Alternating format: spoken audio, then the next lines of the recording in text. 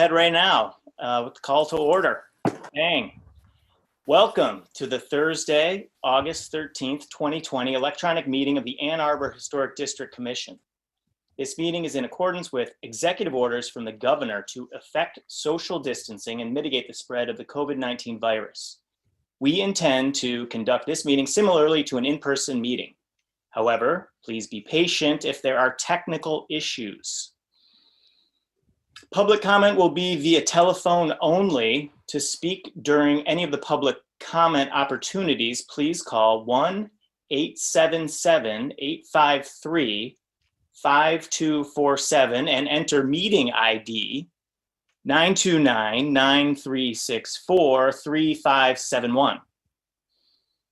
This information is also available on the published agenda in the public notices section of the city website and on the broadcast of this meeting on CTN channel 16, AT&T channel 99, and online at www.a2gov.org/watchctn. Let's go to roll call. Ms. Thatcher, will you please call the roll? Commissioner Quijano. Here. Commissioner Rockland. Here. Commissioner White. Here. Commissioner Beeson. Here. Commissioner Fortner. Here. Commissioner Hall. And Commissioner Epperson. You have a quorum. Thank you, Ms. Thatcher. So on to the approval of the agenda. Are there any additions, deletions, or changes to the agenda? Great. So hearing no objection, the agenda is approved as presented. Moving on to D, audience participation. This is an opportunity for persons to speak for up to 3 minutes about an issue that is not listed as a public hearing on this agenda. To comment on such other preservation matters, please call 1-877-853-5247 and enter meeting ID 929-9364-3571. City staff will select callers that have raised their hand, one by one using the last 3 digits of your phone number. In order to electronically raise your hand to indicate your desire to speak, please press *9 on your phone. You will hear an automated announcement that the host is allowing you to speak. When speaking, please move to a quiet area or mute any television or background sounds so that we may hear you clearly. Please state your name and address at the beginning of your comments. So do we have anyone? No? No callers have indicated. Okay. So then we will move on to unfinished business, and there is no unfinished business, so we can go right to F1 hearings. We'll now move on to item, it's F1, well, Ms. Thatcher, it's 202 South 7th. Will you please give the staff report? Sure. If I can get my slideshow to work, I will.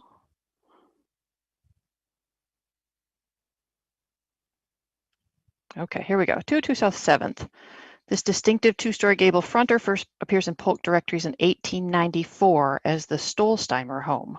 Has a stone foundation full with front porch, 2/2 windows with operable shutters and decorative trim on the window hoods. The garage that you see here on the left appears on 1925 Sanborn maps, but not on 1916 maps. It has 2 bays, each with double leaf doors and a pyramid roof. The site's on the southwest corner of South 7th and West Washington, and the applicant is seeking HDC approval to remove the garage doors and replace them with wood replica doors that are installed to slide on tracks like a barn door instead of opening on hinges. Here is the garage door. The applicant has stated, and we saw at the review committee, that the doors are warped. You can see that the one on the far right isn't really operable. The one on the far left opens into a large tree, so it goes a little more than halfway. And obviously we want to keep that tree there too. So the goal here is to not only be able to get a car into the garage in the winter, but to not have to, the owner doesn't want to shovel all of the snow from in front of the doors. And by fixing the outer 2 doors and hanging the center 2 on a track so that they open outward one to each side, and stack up in front of their counterpart there, it gives you a one-bay garage that looks like a two-bay garage. And he would keep all the same hardware. There are hinges on here. They're painted. They're a little bit hard to see, but he would just put the hinges back on just like they are now.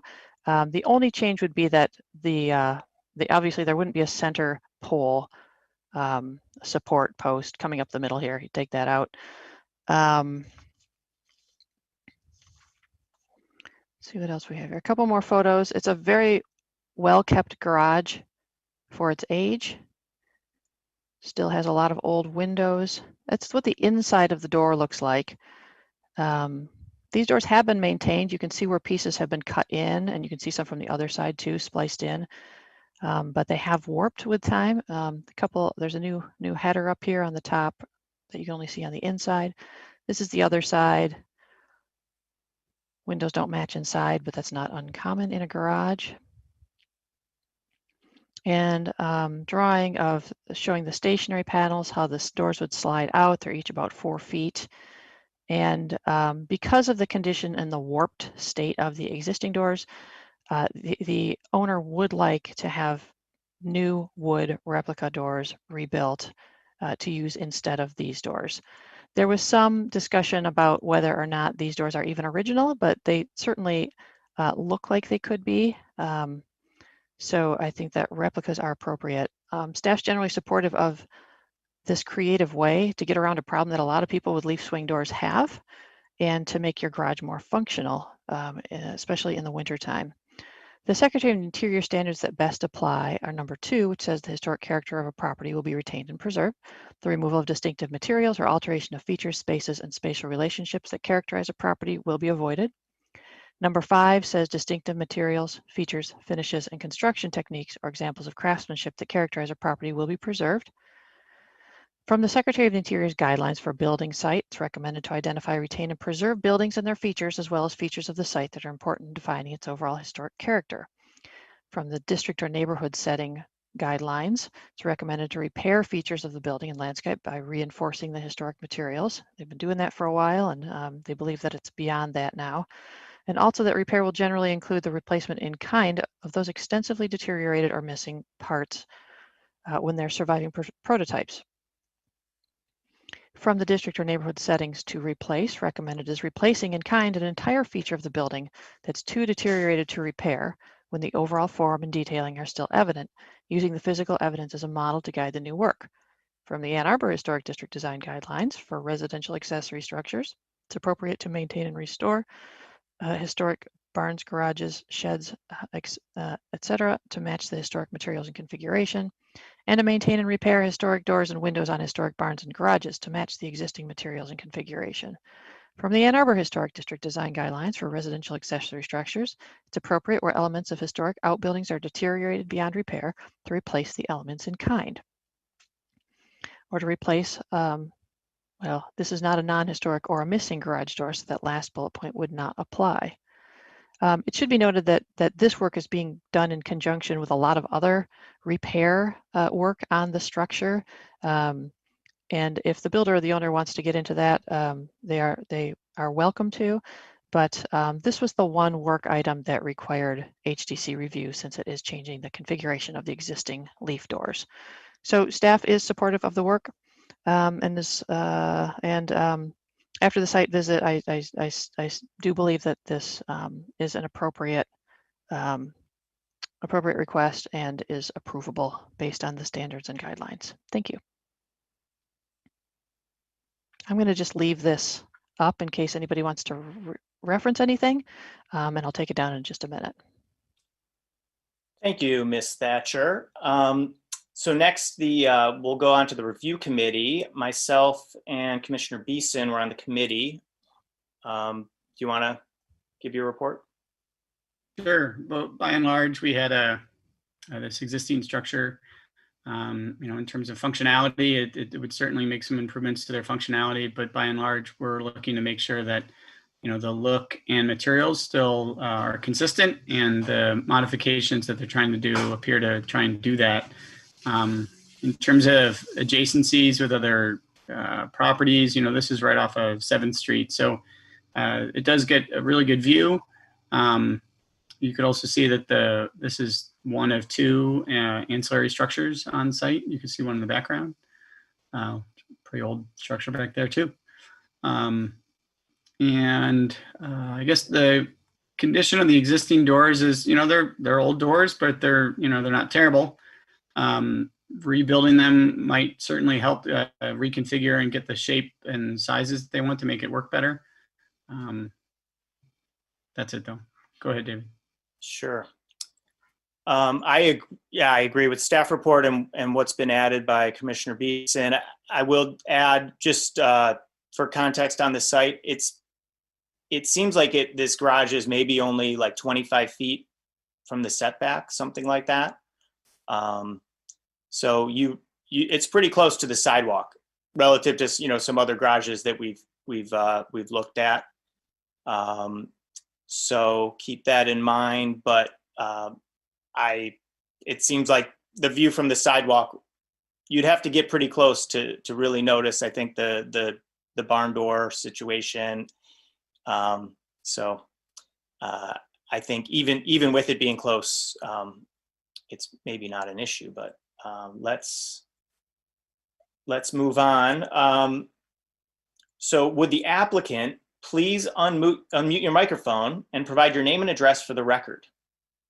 Let us know if you have anything to add to the staff report or review committee report. No, I think that's a fair representation. This is Brian Casey. I'm the owner of 202 South 7th, so appreciate the support. Okay. Commissioners, do you have any questions for the applicant? Okay, seeing none, I will now open the public hearing for this item. This is an opportunity for persons to speak for up to 3 minutes about this application at 202 South 7th Street. Public comment may be made by calling 1-877-853-5247 and then entering meeting ID 929-9364-3571. In order to electronically raise your hand after dialing into the meeting, please press *9 on your phone. Anyone there to comment? No? No callers have indicated. Okay. We'll move on then. Commissioners, do you have any additional questions? Okay, I think that would only probably be if there was comment. So let's move on to closing the public hearing portion of the application. And would any commissioner like to make a motion on this application? Okay, Commissioner Quijano. All right. I move that the commission issue a certificate of appropriateness for the application at 202 South 7th Street, a contributing property in the Old West Side Historic District, to replace the garage doors with wood replicas that slide on tracks as proposed. The work is compatible in exterior design, arrangement, texture, material, and relationship to the rest of the building and the surrounding area, and meets the Secretary of the Interior's standards for rehabilitation and guidelines for rehabilitating historic buildings, in particular standards 2 and 5, and the guidelines for building, site, and district or neighborhood setting, and the Ann Arbor Historic District Design Guidelines for residential accessory structures. Support.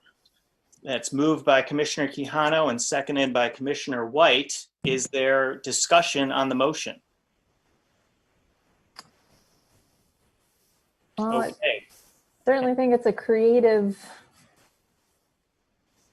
proposed solution to something like this instead of,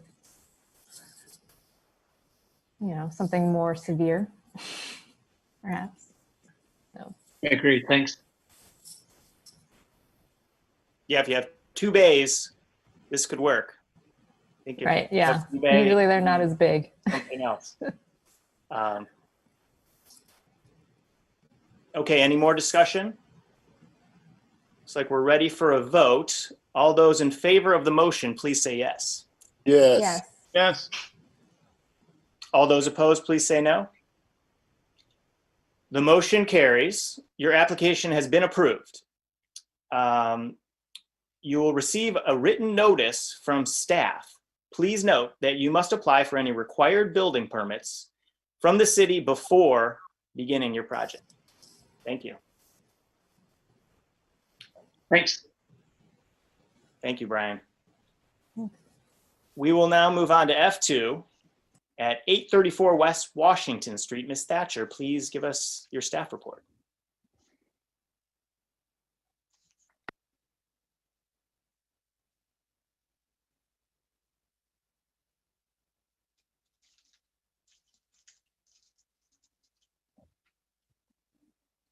Bear with me here.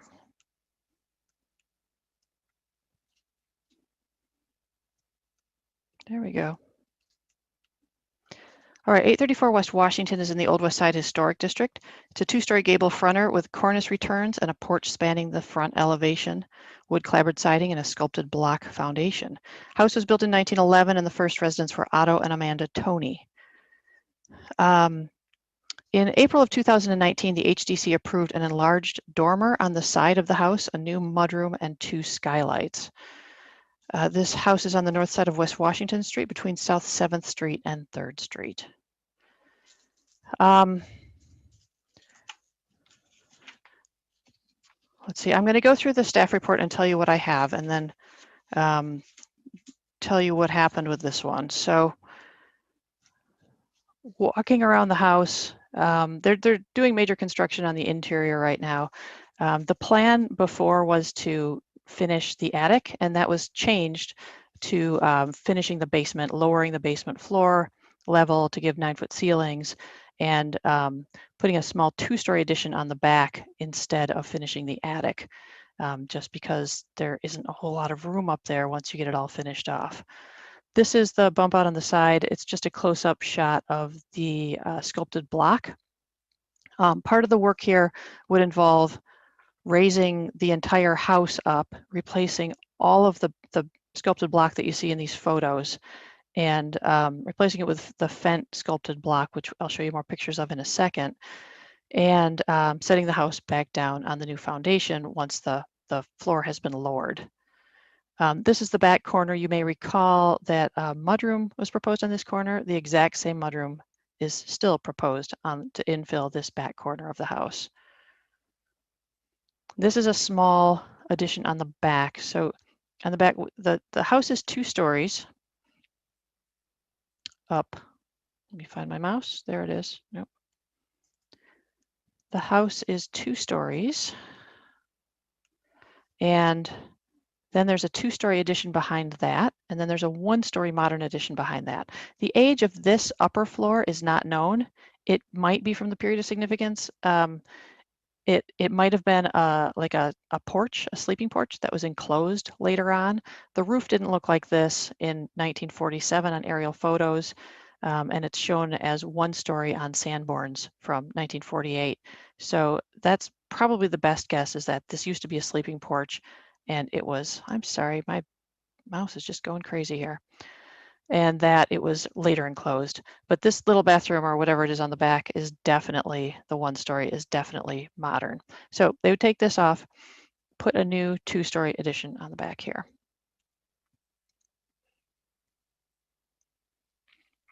Not really any work visible from the other side of the house. There's a close-up of that block. So this came in on in time on the due date for applications with no problem. But when I went through it later, it was incomplete, and I sent the contractor a list of things that were required, and he sent some things back last Friday night. And when I went to put the new information into the staff report and send it to you yesterday, the application was still incomplete. So at this point in the slideshow, I don't have all of the required information. At 6:45 tonight, right before I logged into this meeting, I checked my email, and from about 6:30 tonight, I had 6 new emails of attachments from the contractor. So he has the information, but it's just not here. Apparently, he said that he was sending it as zip files and they were being rejected, but he didn't know they were being rejected, so they never made it to the city. I don't have that information for you, but Be sure when you're looking at the staff report to be looking at the updated one that came out yesterday. That's the one that I'll be talking from. You can see this is the footprint of the new addition on the back where it's bubbled.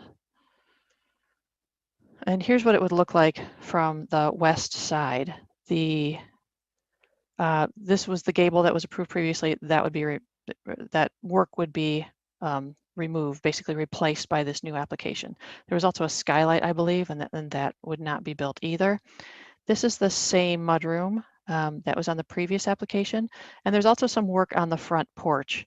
The only thing that gave me pause about this was that it said replace front porch decking skirting in materials to match. Sorry, I can't see it because there's heads in the way.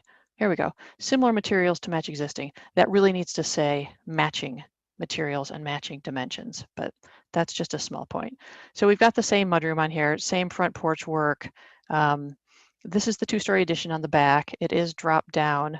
I don't know what the height of the existing rear two-story addition is, but it says that the new roof is 6 inches lower than the existing right here. I don't have materials information on the siding.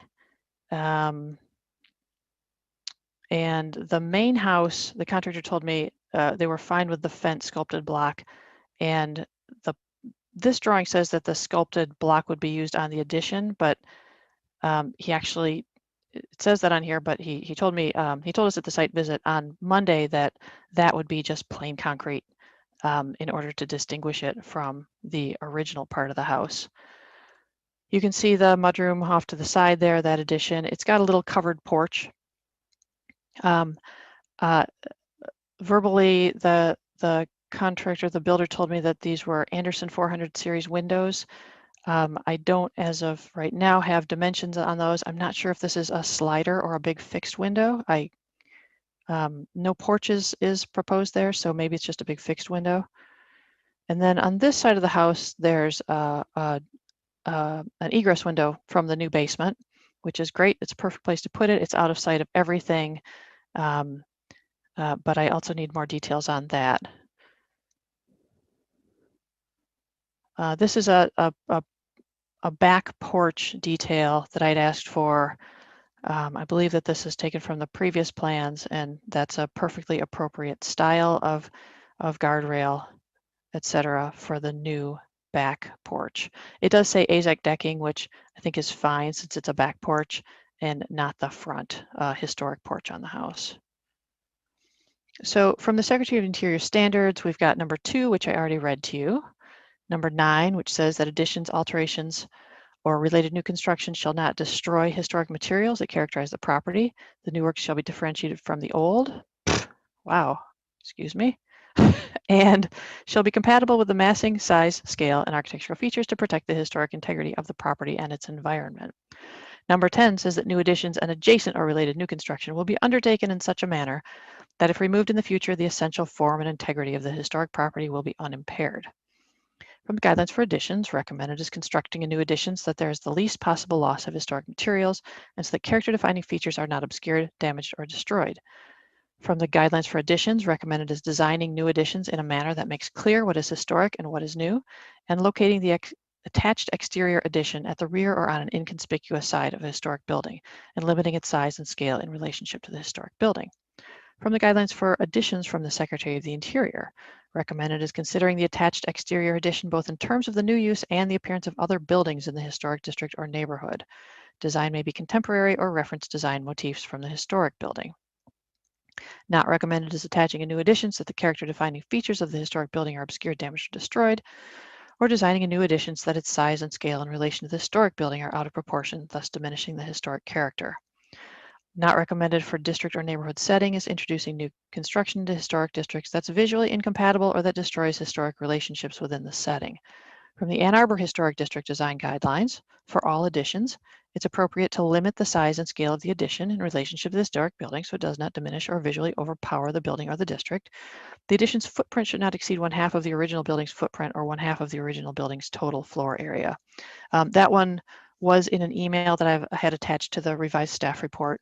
The footprint would increase by 26% over the historic footprint. The floor area wasn't calculated, but I did a back of the envelope, and it was well within. It was in the 20% of the original. Actually, I think it was a little bit higher than that. I think it was in the 40%. But that was based on the assessor's information. Let's see. So overall, I don't have any issues with what's been presented so far. I think that it's perfectly appropriate work, pretty much all of it. But I am a little bit concerned about the lack of details, and now there's a whole bunch of information sitting in my email that I have not had a chance to parse through and see if all of this is in there or not. So you might want to ask the contractor some questions and then decide if you guys are comfortable moving forward with this, or if you want me to look something up from my email, or if the horse has left the barn and you feel the need to postpone the application. So thank you. Thank you, Ms. Thatcher. Myself and Commissioner Beeson were on the review committee, so we'll give you the report. I will start. I guess other things to add. I guess we're all pretty familiar with this property, I think, since we saw it not too far away, and I think that the lot is I guess relatively narrow when you're at the sidewalk. We approved the dormer, which was on the side of the house, and then and the mudroom, and then this new work is all really in the rear yard in terms of the addition. So it'll be very difficult to see from the sidewalk. There is obviously the consideration of the foundation wall, which will be, everywhere on the front part of the house. So you will see that, but we do have information on that in the packet. And the basement windows as well are being replaced according to the packet. So just wanted to note that. Commissioner Beeson, do you have anything to add?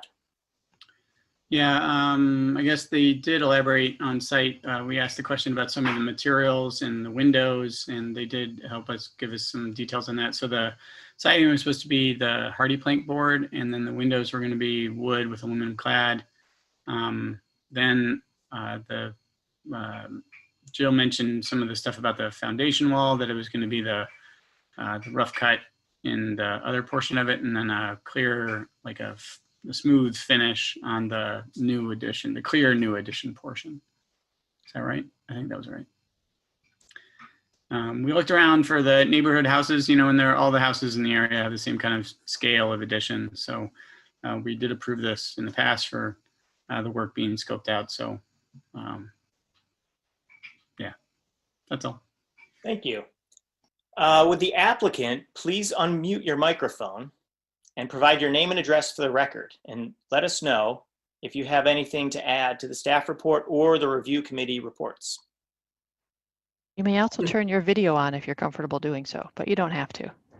Okay, there we go. My name is Michael Clark. I'm with Vinewood Custom Builders, and I'm the applicant.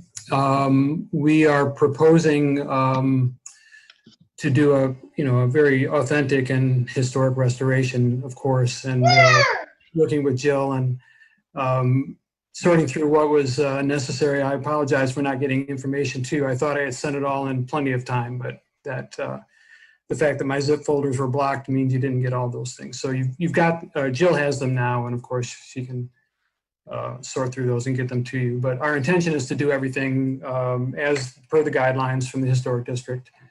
And we've done it before. Just 2 doors down 3 years ago, we did a very similar project where we raised the house and put a new basement under it and then added on to the rear of the house. So we've gone through the steps before and intend to do the same kind of process again.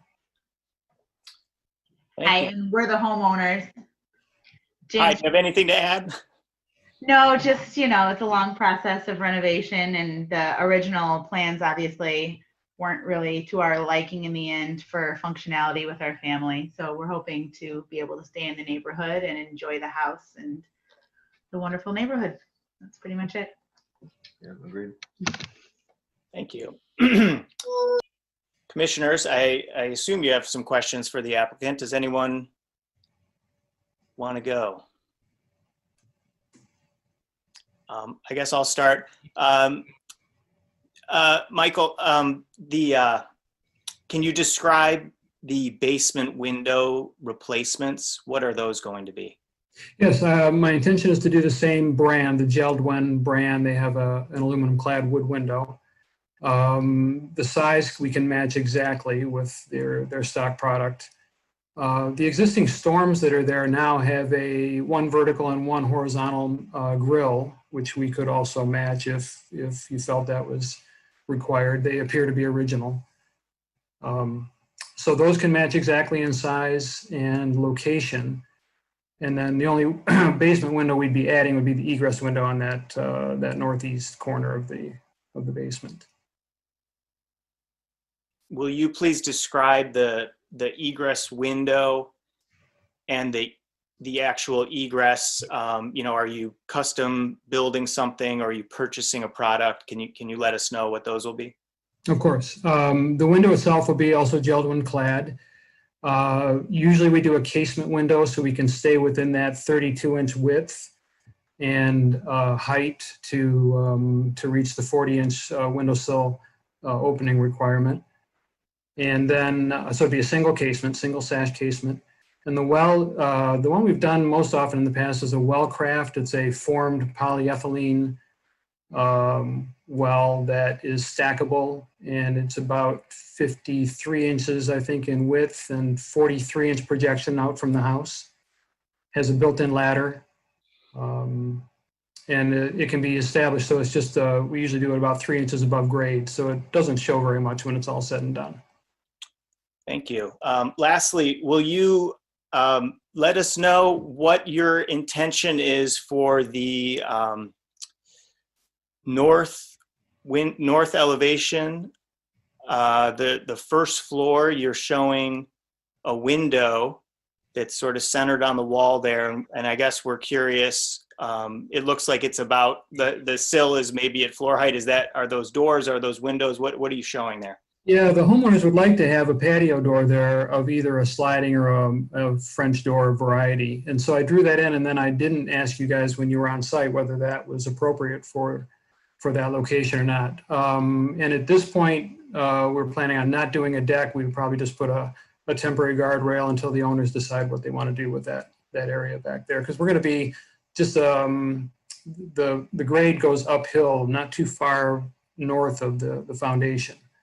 So it's a little bit of a tight spot, and they weren't sure if steps would be appropriate or a deck would be better for their purposes. But for right now, for this part, we could just put a rail across and make it non-functional as far as not opening. Thank you.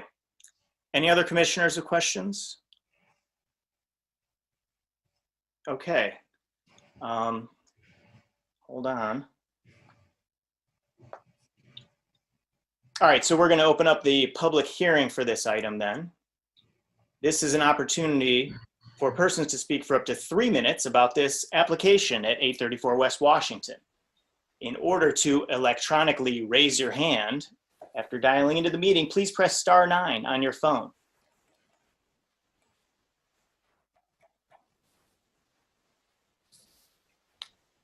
Okay, doesn't sound like anyone's raising their hand.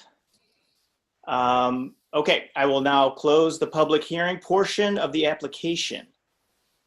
Would any commissioner like to make a motion on this application?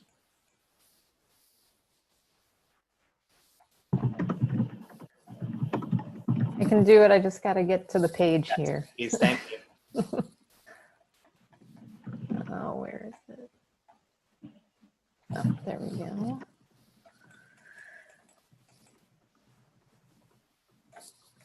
Okay. I move that the commission issue a certificate of appropriateness for the application at 834 West Washington, a contributing property in the Old West Side Historic District to replace the basement walls and construct a 2-story rear addition on a 13-foot by 8-foot footprint, a single-story mudroom, and a covered back porch. As proposed, the work is compatible in exterior design, arrangement, materials, and relationship to the house and the surrounding area, and meets the City of Ann Arbor Historic District design guidelines for all additions, and the Secretary of the Interior standards for rehabilitation and guidelines for rehabilitating historic buildings, in particular standards 2, 9, and 10, and the guidelines for new additions and district or neighborhood setting. Support. Moved by Commissioner Quijano, seconded by Commissioner White. So I'll ask, is there discussion on the motion? And I guess it would be nice to hear as well from commissioners if you feel like there is enough information here to move on, or a lot of it has kind of been described to us at the meeting here and also described to us on site. And so, generally we'd like to see it in writing.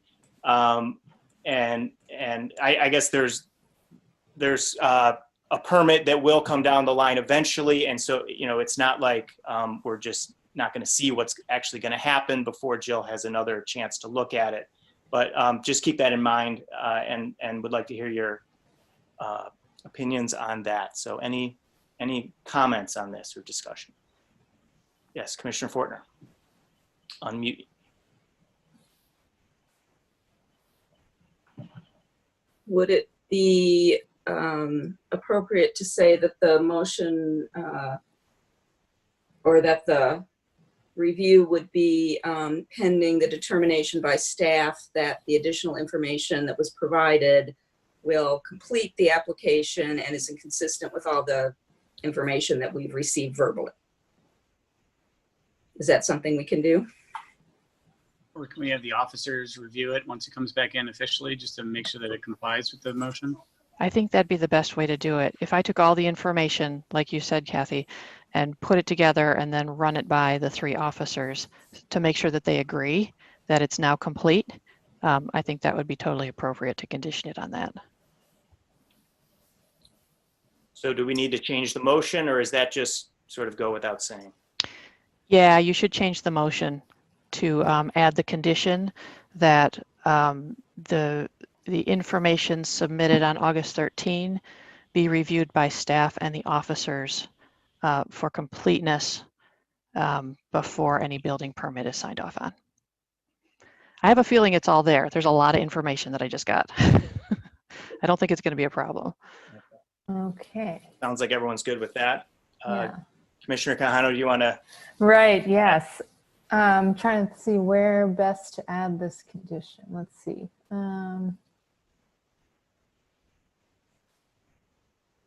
Jill, do I have to read the whole thing? I think you're muted. I would just put it after "and a covered back porch," which is the end of the Okay. first sentence. And, okay.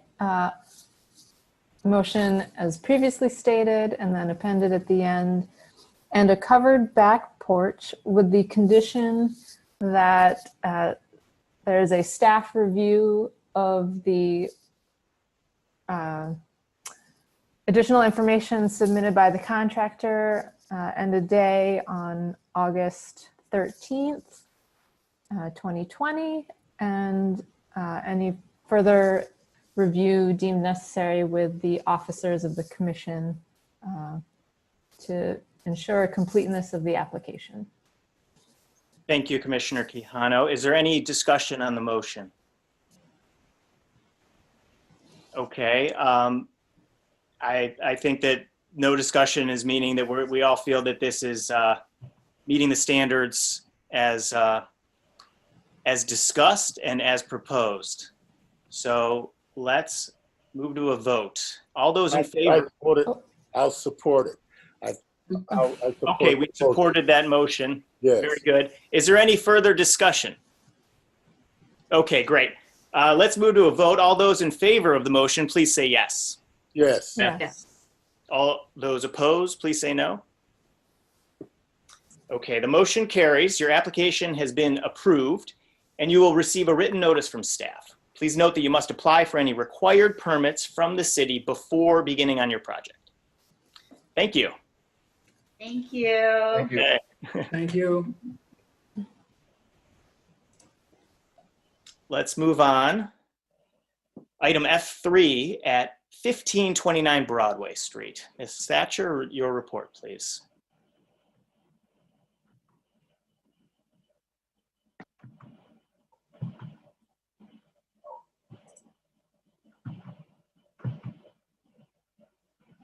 Getting there, we're getting there. I really don't like virtual meetings. All right, now we're at 1529 Broadway Street. This is the circa 1855 Marc Le Sueur house. It's a 1 3/4 story Greek revival. It features side gables with corner returns, a wide frieze board, knee wall windows, and a pilastered entry. Site's on the north side of Broadway, east of Jones Drive and west of Cedar Bend. And the applicant is seeking HDC approval to expand a modern addition on the northeast corner of the house by 24 square feet and add 2 new windows to it and relocate the door, and construct a 144 square foot screen room attached to the west elevation. You may not have noticed this house because it has a lot of foliage growing up in front of it. In fact, in the packet are a bunch of photos provided by the applicant that are actually a little bit easier to look at because they were taken in the winter when there weren't a lot of leaves out. So you can see a little bit more of the yard than some of our site visit photos will reveal. So front of the house, very classic. This is the side entry on the, I guess we'd call it the north side. They use it as a front door, and it's a little bump out on a modern addition, and it has a front door and a back door.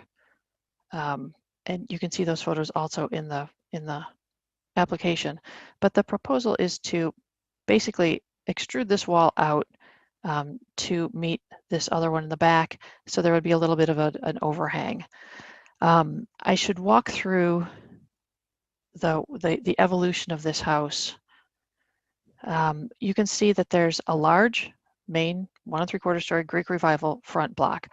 Then behind that, there was historically a pretty deep 1-story wing, probably what you see right here, flush with the wall. That's how it's shown on all the Sanborn maps. Then later, this second floor was added, and then a 2-story addition was added in the back. And these are both modern additions. Most of the windows look like they've been enlarged, at least on this wall. They don't look like they're really historic proportions. But on the, this is the other side of the house where the screen room is proposed to go.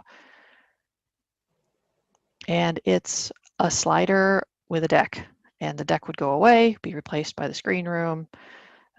This is what you see from the street. I had to go way out in the street because you can't even see it from the sidewalk because the fence is tall and there's lots of plants and things.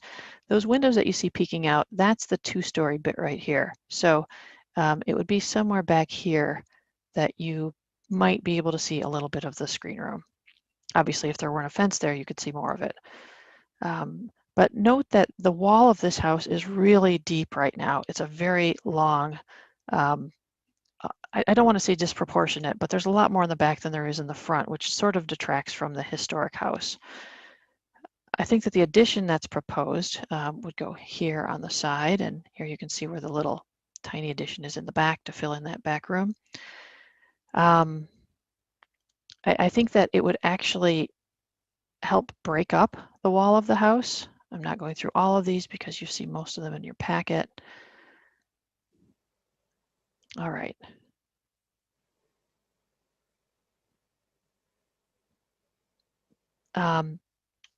Again, here's the porch roof. It's going to be a gable, which is very compatible.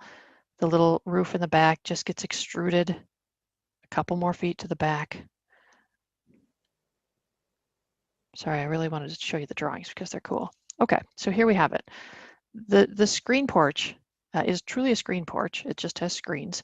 And I feel like if you're looking at it a little bit from an angle, it really kind of brings your focus forward so that you're looking again at the front part of the house and not at that long sidewall going back. It's very compatible with the house. This is actually the other elevation. This is the driveway side where that new little bit would be extruded on here. There's a new window, and where there are currently a front door and a back door on this bump, they would both be infilled and replaced with just one door leading into the mudroom here. And I believe there's a window on either side.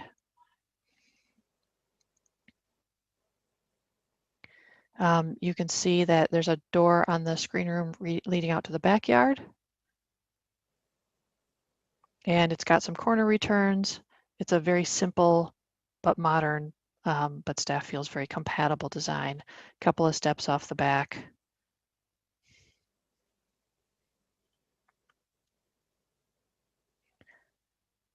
From the Secretary of Interior Standards, I've already read you 2, 9, and 10.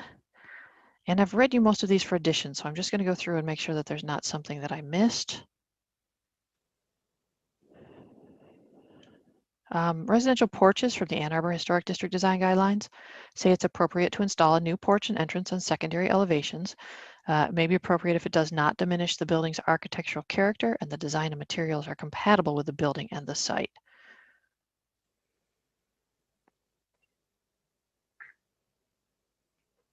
All right, so let me see if I forgot anything here. There is in the staff report, there's a 1947 aerial photo, which is interesting only in that there used to be on either side elevation on that rear wing, there used to be little tiny dormer windows that have since been replaced with skylights.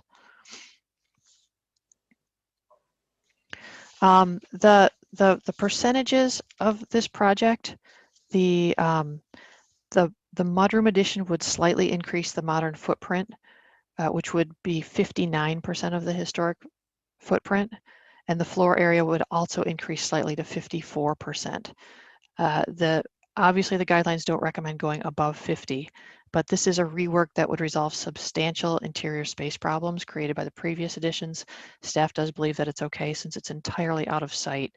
And normally I'm pretty much a stickler for the 50% rule, but this is about as minimal of an addition as you can have that will help with their layout on the inside of the house. So staff does recommend approval, believes it's compatible with the existing structure, neighboring buildings, and the surrounding historic district. Thank you.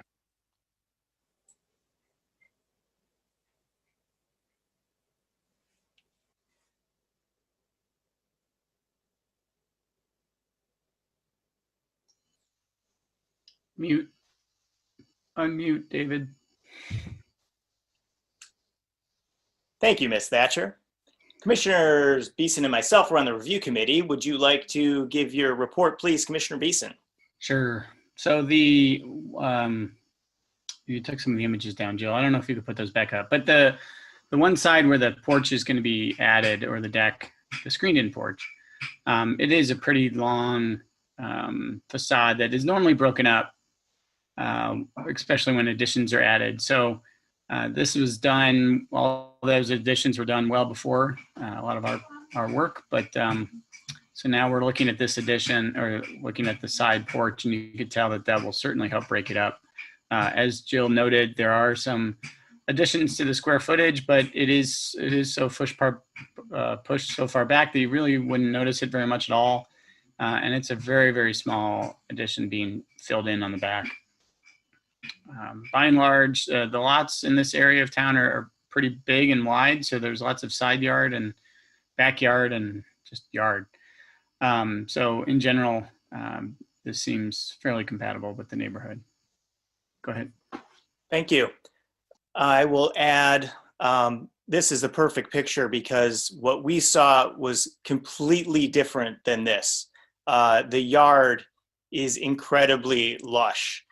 There's just trees and plants and flowers, and that view going back across Broadway or Plymouth there, does not exist. It's like you're in a forest.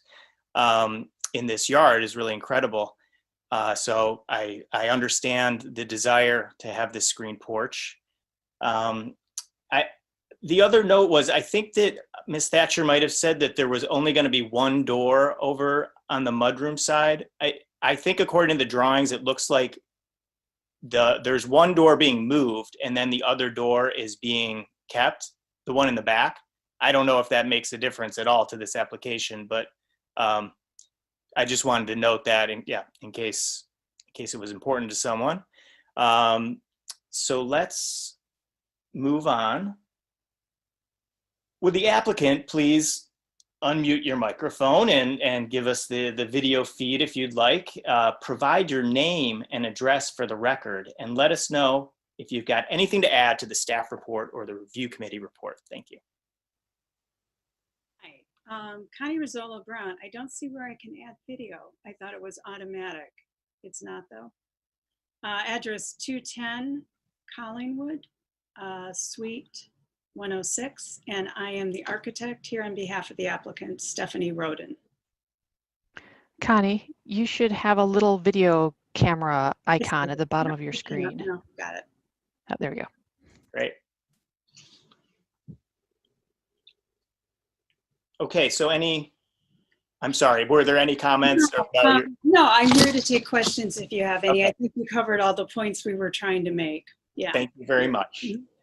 Okay, so let's move on then. Are there any questions for the applicant from the commissioners? Okay, seeing none. We'll open up the public hearing for this item. This is an opportunity for persons to speak for up to 3 minutes about the application at 1529 Broadway Street. If you'd like to raise your hand electronically, after you dial into the meeting, please press *9 on your phone. Okay. No callers have indicated. Thank you very much.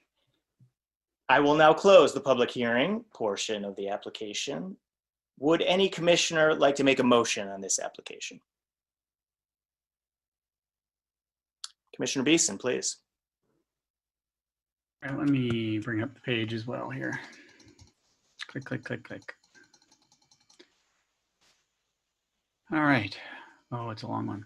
I move that the commission issue a certificate of appropriateness for the application at 1529 Broadway Street, a contributing property in the Broadway Historic District, to expand a modern addition on the northeast corner of the house by 24 square feet and add 2 new windows to it and relocate the door, and construct a 144 square foot screen room attached to the west elevation as proposed. The work is compatible in exterior design, arrangement, texture, material, and relationship to the rest of the building and the surrounding area, and meets the Secretary of Interior standards for rehabilitation and guidelines for rehabilitating historic buildings, in particular standards 2, 9, and 10, and the guidelines for new additions, as well as the Ann Arbor Historic District guidelines, particularly as they pertain to porches. Support. That is moved by Commissioner Beeson and seconded by Commissioner White. Is there discussion on the motion? Yeah, Yep, go for it. Yeah, I think, by and large, there are some potential concerns if just looking at the drawings themselves, going, oh, wow, this is a really big screen and porch on one side. But, I think you really have to take in the site and the contextual context of the site itself, as well as the building, and how this really does break up a very long facade. So just looking at the drawings themselves certainly made me a little nervous at first, going, oh, it's 12 by 12 by 12. It kind of sticks out a little further. It's a little tall. But then being able to kind of look at what this is infilling on site and how it would break up that side facade made it a lot better. There's also a question I also had. I think it was a question or a comment. It was on the new edition. Hold on. I'm going to it here, trying to find the page. The new windows. Oh, yeah. So really not much concern on the new window and the new openings being put in, because it's all in the modern edition. And as we've noted before too, that the majority of these windows have been replaced. There's only 1 or 2, looks like only 1 original window maybe on the whole house. So, by and large, I think this fits the standards, and go ahead with it. I would like to add that just on your point about the screen porch, maybe more of a general comment is that since it's unconditioned, it doesn't fall into that 50% footprint or floor area rule. And so it really does rely on the owner and the designer, and then ultimately, you know, the commission here to figure out what is the appropriate size to remain compatible for this, for a screen porch, for any project. For this project, I agree with the staff report and what Commissioner Beeson has said, where it really feels like this will add to this historic character somehow by putting in this addition. And I hope it passes and gets built. I'm eager to see it, to then really know, I mean, to know, okay, well, did it in fact do that? And I certainly hope it does. Regarding the addition, I think it really helps that it's filling in, it's going over the allotted 50% as mentioned, but since it's filling in that corner behind, you know, in the rear of the yard, it really doesn't feel like there's any way possible that it could, you know, somehow detract from the historic part of the house, since you know, it's just filling in that gap. And then lastly, I just want to say that the application was so clear, and the drawings were just really clear and really easy to understand, and really just a great application. So thank you for that. Any other comments? Okay. Nope. Yes, Commissioner Kano, please. Just wanted to say, you know, I agree with the comments that have already been made by the commissioners here. And then just, again, that extensive wall that has been created over time. I think this is appropriate to the style of the home, the Greek Revival original historic home, and just having kind of this, you know, mini addition here feels right for this period of home. So I appreciate that as well. Thank you. Is there any further discussion? Okay, seeing none, let's move to a vote. All those in favor of the motion, please say yes. Yes. Yes. All those opposed, please say no.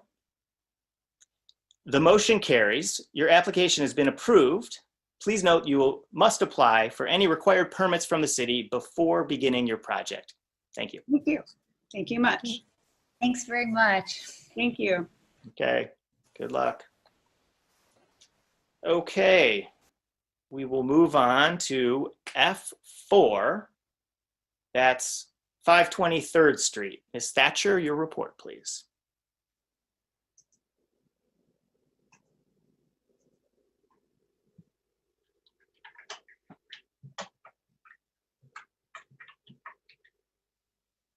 Let's try this one.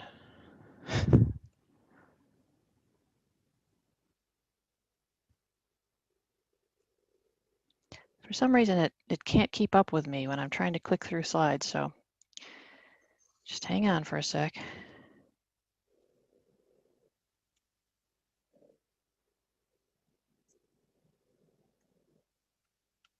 There we go.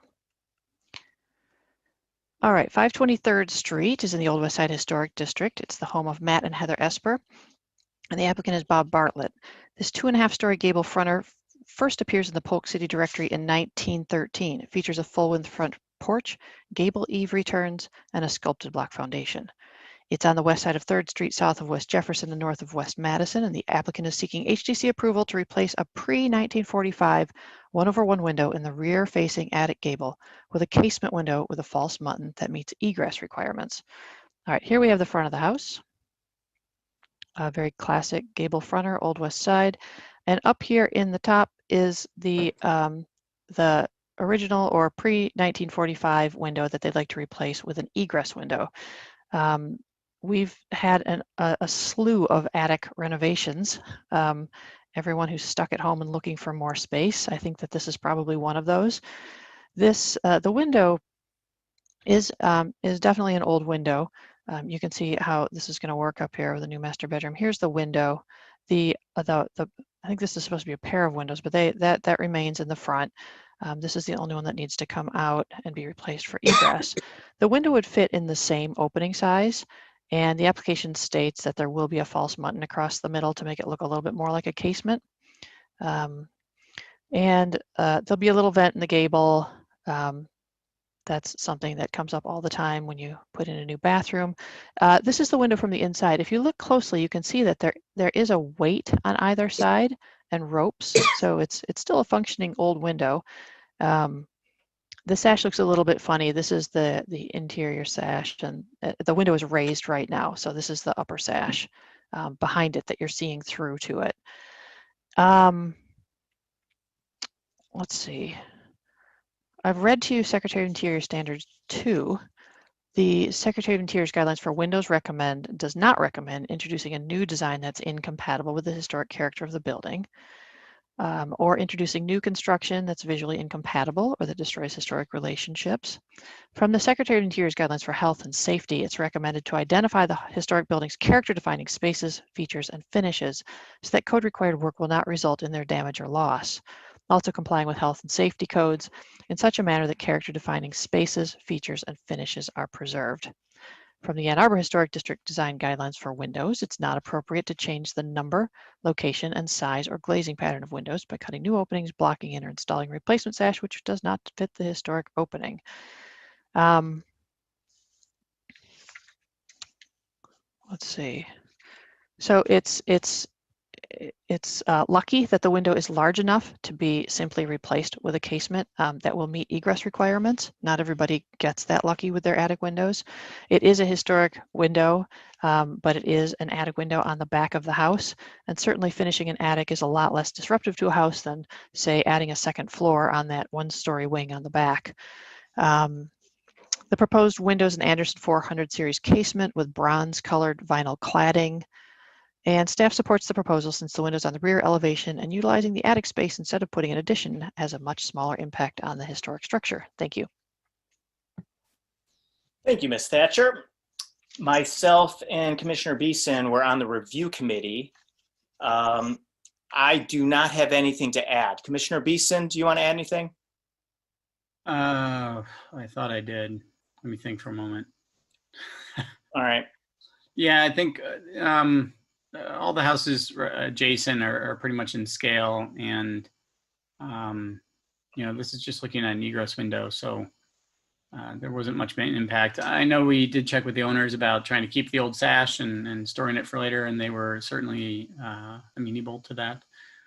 And I think that was it. Yeah. Thank you. Would the applicant please unmute your microphone, turn on your video if you'd like, and provide your name and address for the record, and let us know if you have anything to add.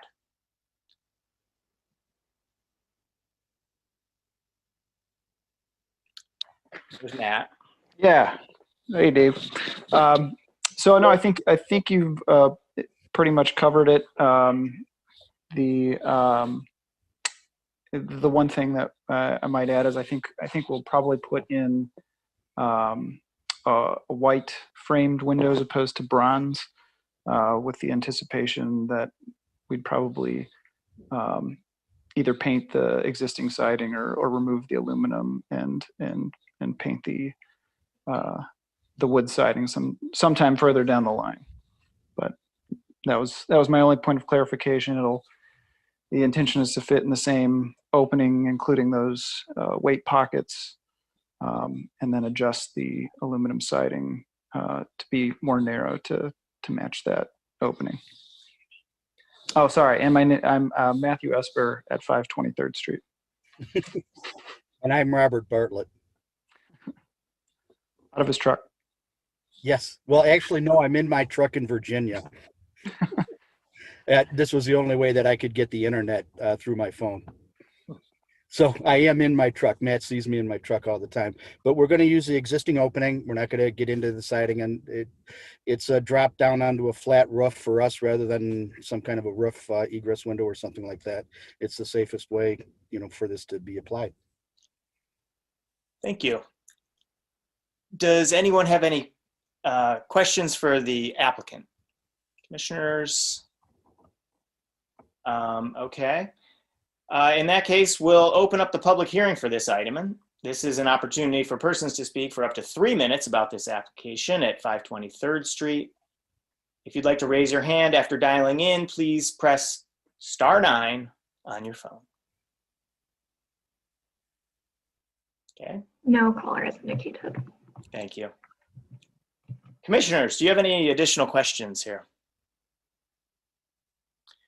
Okay, yeah, all right, just wanted to check. Seeing none, I will close the public hearing portion. Would any commissioner like to make a motion on this application? Commissioner Fortner, please. I move that the commission issue a certificate of appropriateness for the application at 523rd Street, a contributing property in the Old West Side Historic District, to replace the pre-1945 1/1 window in the rear-facing attic gable with a casement window that meets egress requirements and has a false mutton as proposed. The work is compatible in exterior design, arrangement, texture, material, and relationship to the rest of the building and the surrounding area, and meets the Ann Arbor Historic District's design guidelines, especially those for windows and safety codes, and the Secretary of the Interior standards for rehabilitation and guidelines for rehabilitating historic buildings, in particular Standard 2, and the guidelines for windows, neighborhood setting, and health and safety. Support. That's moved by Commissioner Fortner and seconded by Commissioner White. Is there any discussion on the motion? Commissioner Beeson. Yeah, I just wanted to highlight that, one of the main portions of the guidelines has to do with, does this affect any of the character defining features of the house? And so, this is clearly an intervention that simply just doesn't affect that. It does affect the fact that this is one of those old 1/1 windows, but, by and large, it's on the rear elevation. And I would argue that a lot of the character defining features are built in other portions of the house, like its gable and its eaves and that sort of thing. Thank you. Any further discussion? All right, seeing none, let's move to a vote. All those in favor of the motion, please say yes. Yes. All those opposed, please say no. The motion carries. Your application has been approved. Please note that you must apply for required permits from the city before beginning on your project. Thank you very much. Thank you. Have a good evening. Bye now. Okay. Moving on. F5. That's 1112 West Liberty Street. Ms. Thatcher.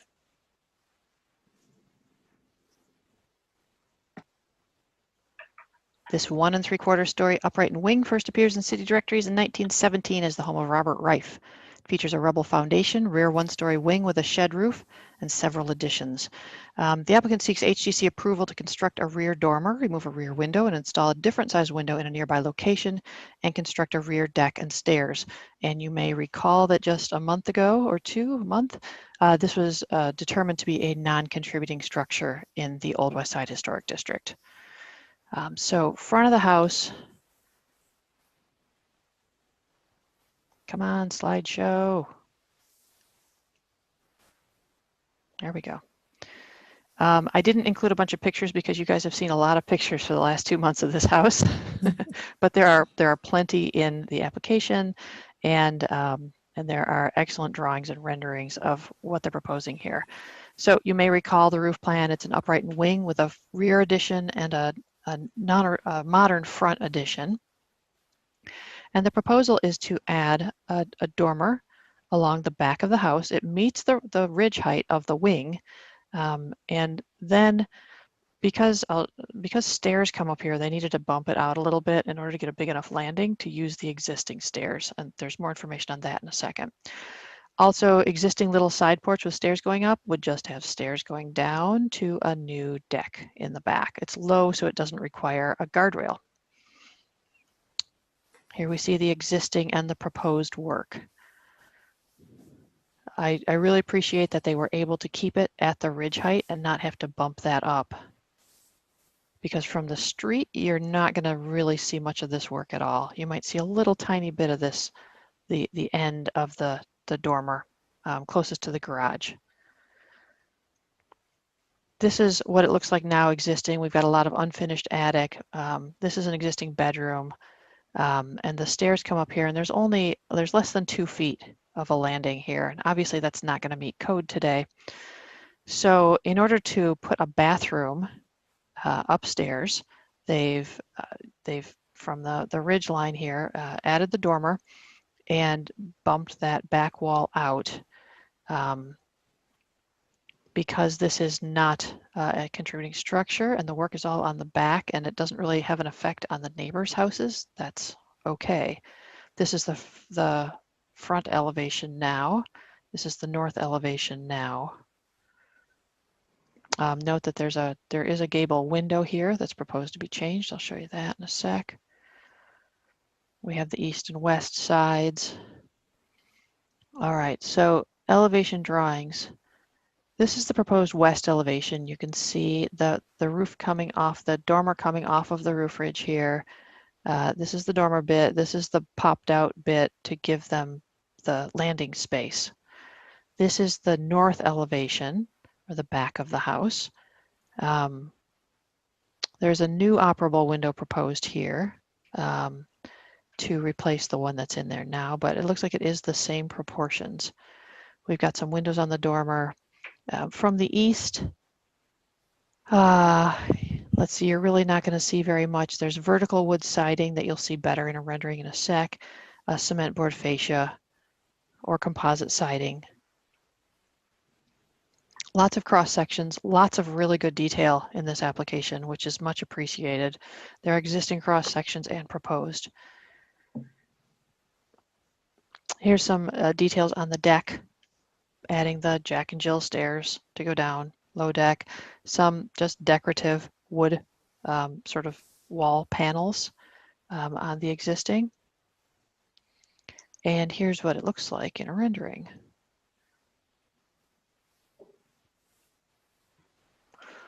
So really the only part of this work that's going to be visible might be this little bit right here, if you're looking from the right angle over the top of the garage.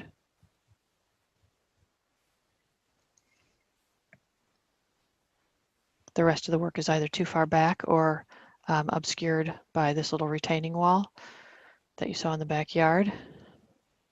It's a fairly flat roof.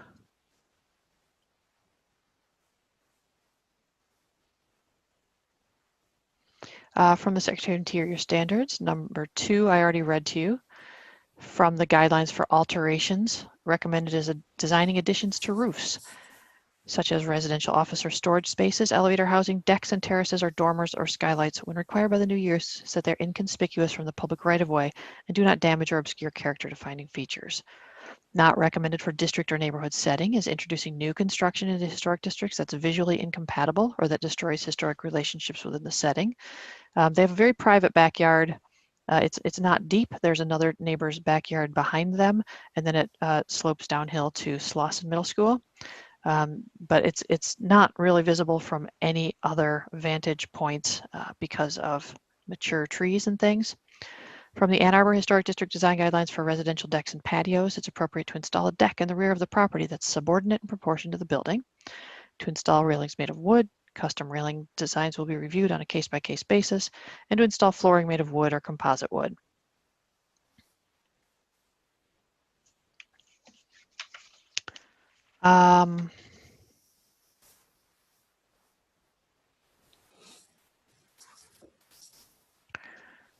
Staff finds that the work is generally compatible in exterior design, arrangement, material, and relationship to the rest of the building and the surrounding area, and meets the Secretary of Interior's guidelines and the Ann Arbor Historic District Design Guidelines. Thank you.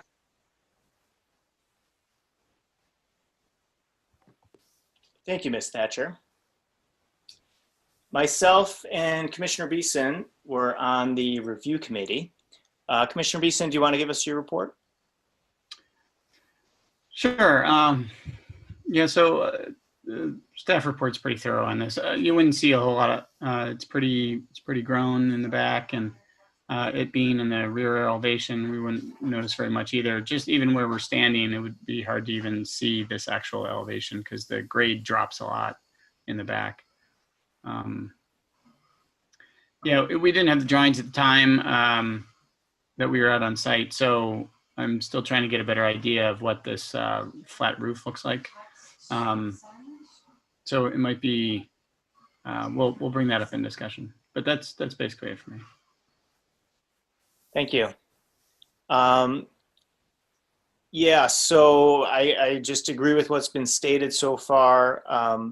We were really considering, since this is a non-contributing structure, you know, how would this be compatible or not in the neighborhood setting, more than on the house, I would say, or as well as on the house.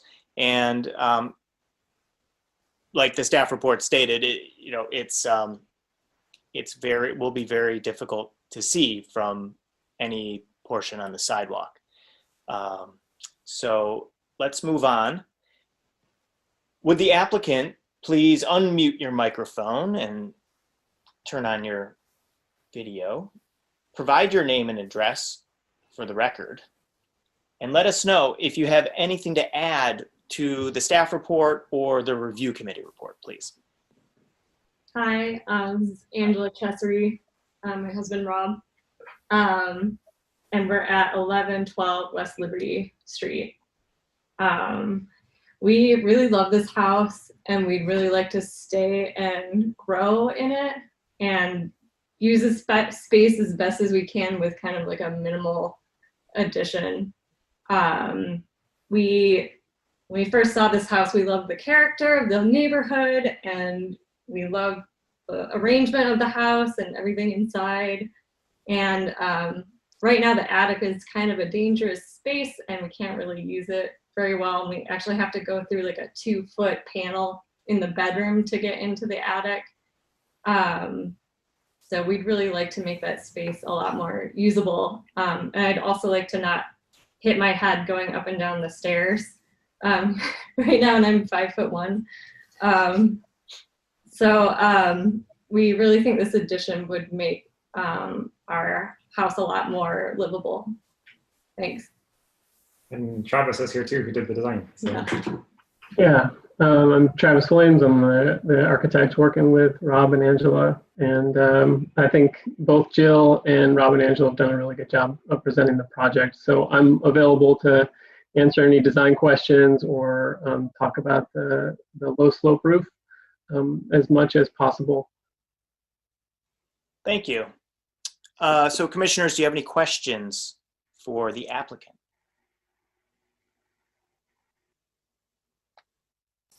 I'm just looking at the sections that you provided, which are very helpful. I just wanted to be clear on one point, that the height or the elevation of the new flat roof, is that in the same plane as the ridge of the existing, or is it somewhat dropped? Just for clarification. It slopes down from the existing high point of the ridge of the gable ridge that is running east-west. Okay. So yeah, it's sloping minimally away from that. That's right. Yeah, at about 1/4 inch per foot. Okay. Thank you. Any other questions for the applicant? Okay. I'd now like to open the public hearing for this item. This is an opportunity for persons to speak for up to 3 minutes about this application at 1112 West Liberty Street. In order to electronically raise your hand after dialing into the meeting, please press *9 on your phone. Callers. Okay. So we'll close the public hearing portion. Would any commissioner like to make a motion on this application? I think I saw Commissioner Fortner. Okay. Thank you. I move that the commission issue a certificate of appropriateness for the application at 1112 West Liberty Street, a non-contributing property in the Old West Side Historic District, to construct a rear dormer, remove a rear window, and install a different size window in a nearby location, and construct a rear deck and stairs as proposed. The work is compatible in exterior design, arrangement, texture, material, and relationship to the rest of the building and the surrounding area and meets the Ann Arbor Historic District design guidelines, in particular the guidelines for residential decks and roofs, and the Secretary of the Interior standards for rehabilitation and guidelines for rehabilitating historic buildings, in particular standards 9 and 10 and the guidelines for roofs, windows, and district or neighborhood setting. Support. That's moved by Commissioner Fortner and seconded by Commissioner White. Is there any discussion on the motion? Well, I think I'll say that there's I guess the issue of compatibility. Normally there's the issue of differentiation and compatibility when you're doing a addition. The differentiation part is not so critical on a non-contributing structure, but you've certainly in the design clearly differentiated the addition from the older structure. So that has been accomplished. And then I feel that it's compatible with the neighborhood simply by really being hidden from the street. I guess we would have to have more of a discussion. You know, if you could see this from the street with this modern design, we would really have to, I think, judge more whether or not it is compatible. But I think that it is compatible merely because, you know, you've done a nice job just hiding it in the rear of the building. Is there any other discussion? Just to touch upon that last point of, you know, it really is concealed from view, from the public view. And as I think maybe Jill had mentioned, the only portion that you might see from the right of way is the side, was it the west side, the flush wall, the end wall, if you catch it at all above past the garage, which is quite large on the site. And even then, I think, you know, it's not distracting from view, and it could look like the side of maybe a more contextual dormer. You know, it's at that point, it really isn't that much different. So I appreciate that thought given. Is there any further discussion? Okay, seeing none, I think we're ready for a vote. So all those in favor of the motion, please say yes. Yes. Yes. All those opposed, please say no. The motion carries. Your application has been approved. Please note that you must apply for any required permits from the city before beginning your project. Thank you. Thank you for the time. Thank you. Okay. We will move on now to F6. That's at 309 South Main Street. Ms. Thatcher, will you please give your staff report?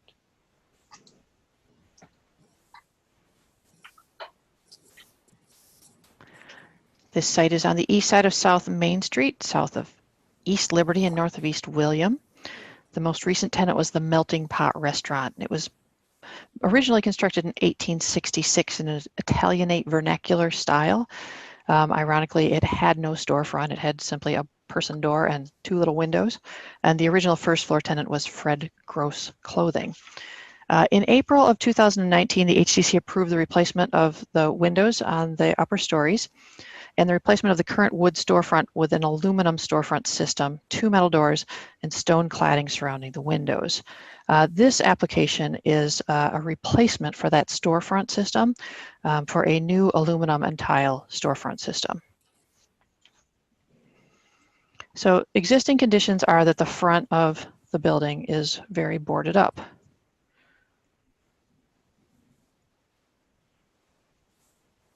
This is a shot taken from the interior of the building.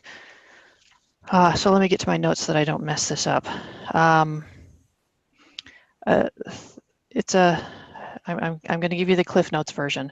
Building permit was applied for the work that was approved last April. It matched what the HCC approved. Staff was asked if the storefront could be mirrored to allow the doors and the stairs to be flipped, which is fine on a non-original storefront. Then a revision was submitted in February of this year, and the description of work on the revision cover sheet where it asks for details, was revised light fixture for light box and HVAC revision for white box. I reviewed this revision and did not catch that there was a completely new storefront also included with the HVAC changes. The contractor never actually picked up the permit or paid for it, so it was never issued. And despite not having it in hand, the original contractor commenced work on the building, including demolishing the storefront and installing this one that you see here. So when a new contractor was hired recently to replace the old one, that was when it was realized that there was no permit issued for any of this work that had been going on inside of the building. And I couldn't approve the new contractor's permit because it did not show what the HDC had approved.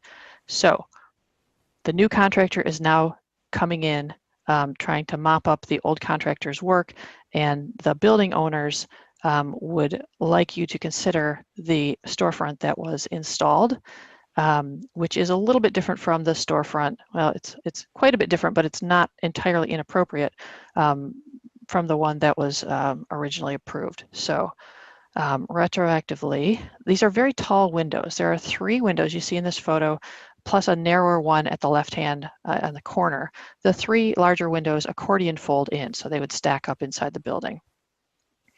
Again, there's nothing historic about the storefronts on this building. We don't actually know what the historic one before 1945 would have even looked like.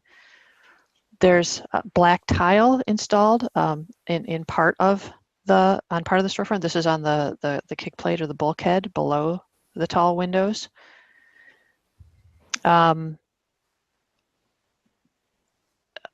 These photos are included because staff's only real concern about the windows that were installed are the lack of a transom or any sort of a faux transom. If you look along this block of Main Street, almost everybody has a transom along this same line. They were put in the new building here, and they even continue farther down the block. It's very consistent. This was the original storefront. It's sort of a moot point. I don't want to dwell on that because it didn't get built. Again, you can see that line there. There's a little brickwork band here where the sign would go. That's also looks great and consistent with the other storefronts along the row here. Here's the new storefront. You can see that the main entry to the store, the first floor space, is a slight ramp going up here. And then there's a small post with a door opener button that's required for ADA access. This is not unusual. There are several of these downtown on Main Street. And then there's a door that's the same plane as the store door and a little landing to get to the stairs. So this is what it would look like. A lot of this tile on the entryway is not installed yet, but you saw a sample of the tile from the bulkhead down here. These are the 3 tall windows. These just say decal. It's not really there. And also this small mutton or mullion was absent, so I don't know if it's intended to be installed or not. It's a proportionate storefront. The doors are very tall. They look modern, but there's nothing historic looking about this storefront, and I don't think that that's an issue. It's compatible. The tenant signage is still going in the same place above the storefront. We discussed the last 2 applications for this store, how this building, how there were bricks under here, but they're just a mess, and how pretty much anybody who puts a storefront in here is going to have to tile over those with something new. Here again is the decal. This is where a line of a transom should go. And you can see that it carries over to the real transoms above the entry doors. So overall, well, here, let me go through this other stuff first. This is the recessed doorway. You can see the ADA opener there. This is the plane of the glass in the storefront. And then there's a third drawing of the brick and tile work on the edge. From the Secretary of Interior Standards, number 1 says a property will be used as it was historically or be given a new use that requires minimal change to its distinctive materials, features, spaces, and spatial relationships. I've read to you 2 and 9. The guidelines for storefronts recommend designing and constructing a new storefront when the historic storefront is completely missing. It may be an accurate restoration, or it may be a new design that's compatible with the size, scale, and material of this historic building. Not recommended is introducing a new design that's incompatible in size, scale, material, and color. From the guidelines for a building site, it's not recommended to remove or radically change buildings and their features, which are important in defining the overall historic character of the building, so that as a result, the character is diminished. From the guidelines for windows, not recommended is introducing a new design that's incompatible with the historic character of the building. From the Ann Arbor Historic District Design Guidelines for signs, it's appropriate. That's not actually for signs. That's for storefronts, but this one's for signs. Installing a new storefront, no, it's not. Kristen, make a note. We better check these in our in our depository of slides. It's not appropriate to install a new storefront that's incompatible in size and material with the historic building and district. It is appropriate in the Ann Arbor Historic District Design Guidelines to install a sign in the historic sign ban area above the transoms or just above the storefront. And it should also be compatible in size, style, material, and appearance to the historic resource and district. All right.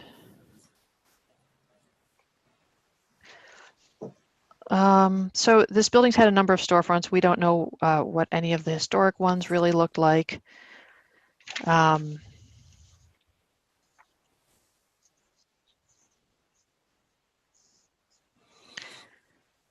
So the HDC will need to determine whether the storefront is compatible with this character of South Main Street and surrounding historic structures. I really think that the installation, again, these just say decal, decal, decal to be applied by tenant. I really think that applying some sort of a false bar here, just like the application a couple ago does for an egress window, to just give it a visual horizontal break in this glass. It would obviously have to be a very thin piece of metal or something else that matches the aluminum frames and doesn't stick out so that it doesn't interfere with the accordion folding of the doors. But that is not part of the suggested motion. So if Commissioner were interested in doing that after discussing, I think you would need to add it in there. But staff is generally supportive of the rest of the storefront and thinks that it's compatible and appropriate for this building on South Main Street. Thank you.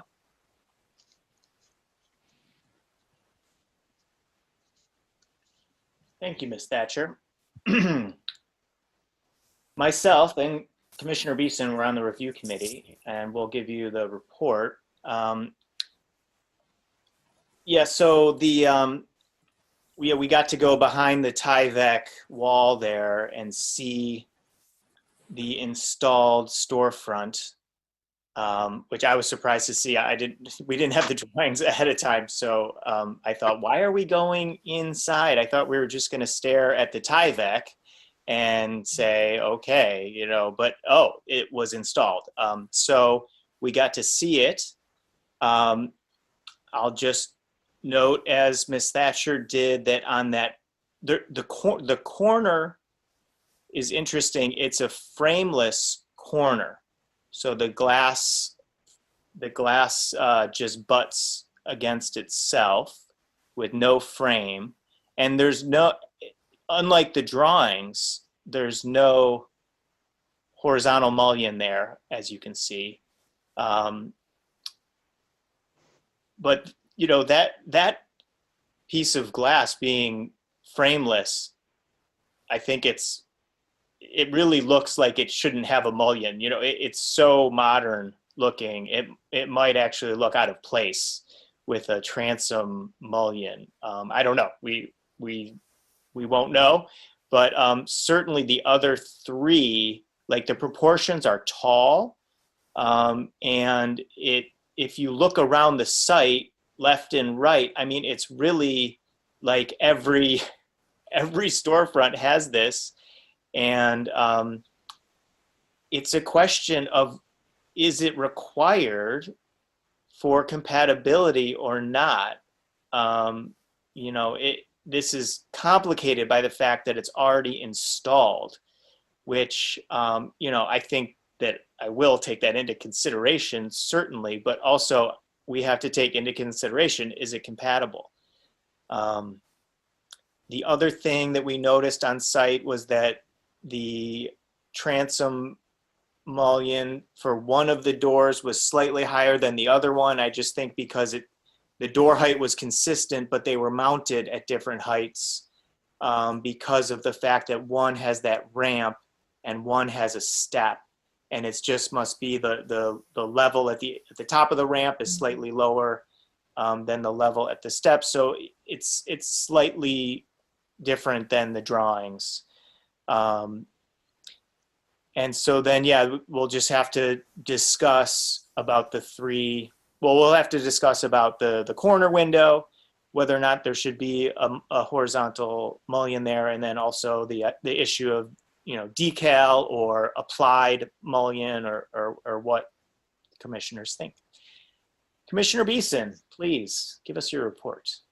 I don't think I have anything else to add. I guess do we need to discuss any of the windows up top? Is that part of this, Jill? Okay. So it's just the stuff down the bottom. Yep, just the storefront. Yeah. Thank you. Would the applicant please unmute your microphone and provide your name and address for the record? Let us know if you have anything to add to the staff report or the review committee. Thank you. Hello, Chris Biggers, architect, 131 East Commerce Street, Milford, Michigan. Since we presented last time, the owner had met with several potential tenants, and at the time the space was demoed, and nearly all of them almost demanded that they get some type of operable window to help with the street, to help interact with the streets and allow a lot of air ventilation and allow as much light as possible, because it's a very deep space. If you've been in there, it's like a tunnel. So after meeting with several tenants, we've decided to go with a more streamlined look. And then the door, the folding window is like it's a unit. It's prefab, so it didn't come with the mullions or the muttons, which is why we kind of implied the decals that could be potential for signage for the future tenant. If you were gonna kind of require those muttons being put in, we could talk to the storefront manufacturer and see if we could get muttons that could fit in between the frames. But we don't want something that would screw to the face of the frame. So we want to be very careful. We don't want something to just tack on the top of it. We want to sort of be flush with the storefront frame and not see the fasteners. If we do that too, though, I would also, I see now with that large corner glass without the mullion or the mutton in there, it's pretty cool. So I think it's way more modern than that. So other than that, it's just the owner's been pretty nervous the last few months, obviously, and needs to attract a tenant as quickly as she can, and hopefully keep business going down there. Thank you. Are there any other comments from the applicants? Sure. This is Dan Johnson and Magda Gold. How are you? Thank you so much for your time, Jill, for getting us on the calendar today. Truly appreciate that. And thanks for your time as well at the committee here. Obviously, I had the opportunity to meet you guys yesterday. As Jill kind of noted, we've gone through a long whirlwind with our previous builder on this situation, unfortunately, with the issues that Jill brought up to us about the permit not being issued and so forth. So obviously, we learned a lot over the last through 3 or 4 months through COVID about the project. We always rely on the professionals to kind of handle this on our behalf as much as they can. And unfortunately, I didn't realize that something else was presented to you that wasn't built. So for that, we truly do apologize. That wasn't our intent. Our intent was to have a good storefront that would be usable, that we try to take into consideration some of the newer buildings across the street and Blue Llama, and then obviously I think the MDen and so forth. We kind of looked at what was around and tried to make something very similar.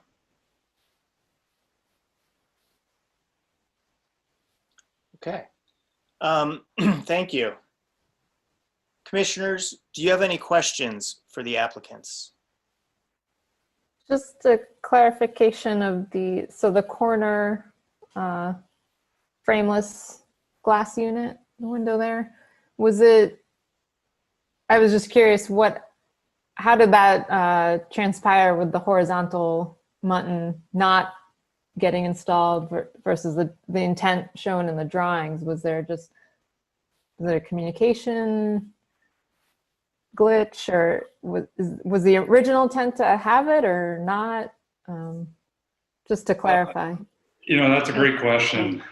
I'm going to let Chris, the architect, kind of address that, because honestly, we don't know, to be honest. Yeah, I think the original intention was going to have that, and I think with the storefront still has to come back and finish some things. So I believe we're going to add that piece on afterwards, because they got to do some additional flashings and stuff after the tile's done. So we'll just have to look and talk to them if they were just going to put that on after. Okay, so that was in the drawing that was presented, the way that window unit is assembled, it's always been an applied muntin. It Yes. wasn't, the glass wasn't separated into 4 different pieces or something, No. or at that corner. Okay. I'll have a follow-up to that then. That muntin looks very thin in the rendering, but it also looks like it matches the mullion that frames the transom above the doors. Yes, so that would be a line to go across, so it would be in line with the doors, turn up and turn over to keep that line going. So Jill, do you have a photo of the door that we can see the thickness of that mullion that will then be matched in that muntin, and then we can see if that feels like it kind of meets expectations? A photo of the door that was installed? Yeah, did you take a picture of the transoms above the door? Let me see.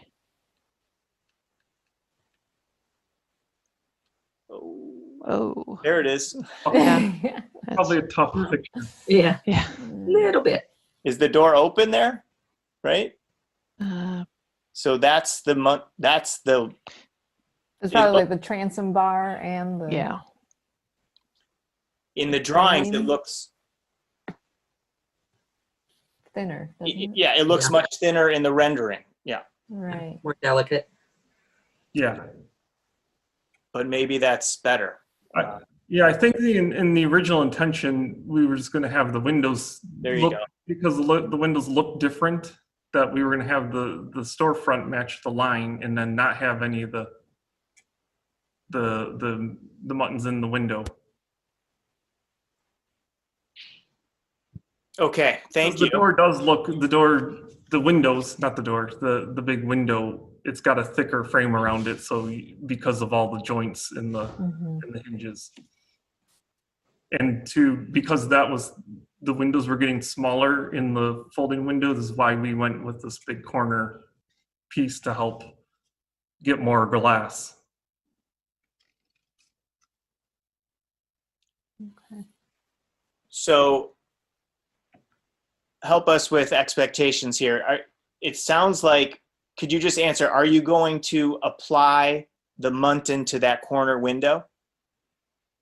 I think when we spoke with Jill last, Jill, correct me if I'm wrong, we're going to see if what we have currently would work. If not, if the mutton was that important, we talked about potentially adding that, correct?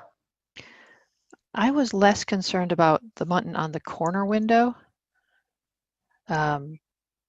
which is shown on the plans, but obviously isn't here, and more concerned about these 3 big storefront windows. Yeah. Yeah. So, okay, The it's corner- not a proposal that, it sounds like the applicant is proposing to not, I just want to move forward and know whether or not the applicant is proposing to put those muntins on the corner window or not. I would say now that we see it, it would look weird putting the mutton on. It actually looks better without the mutton. Thank you. Okay. Are there any other questions for the applicants?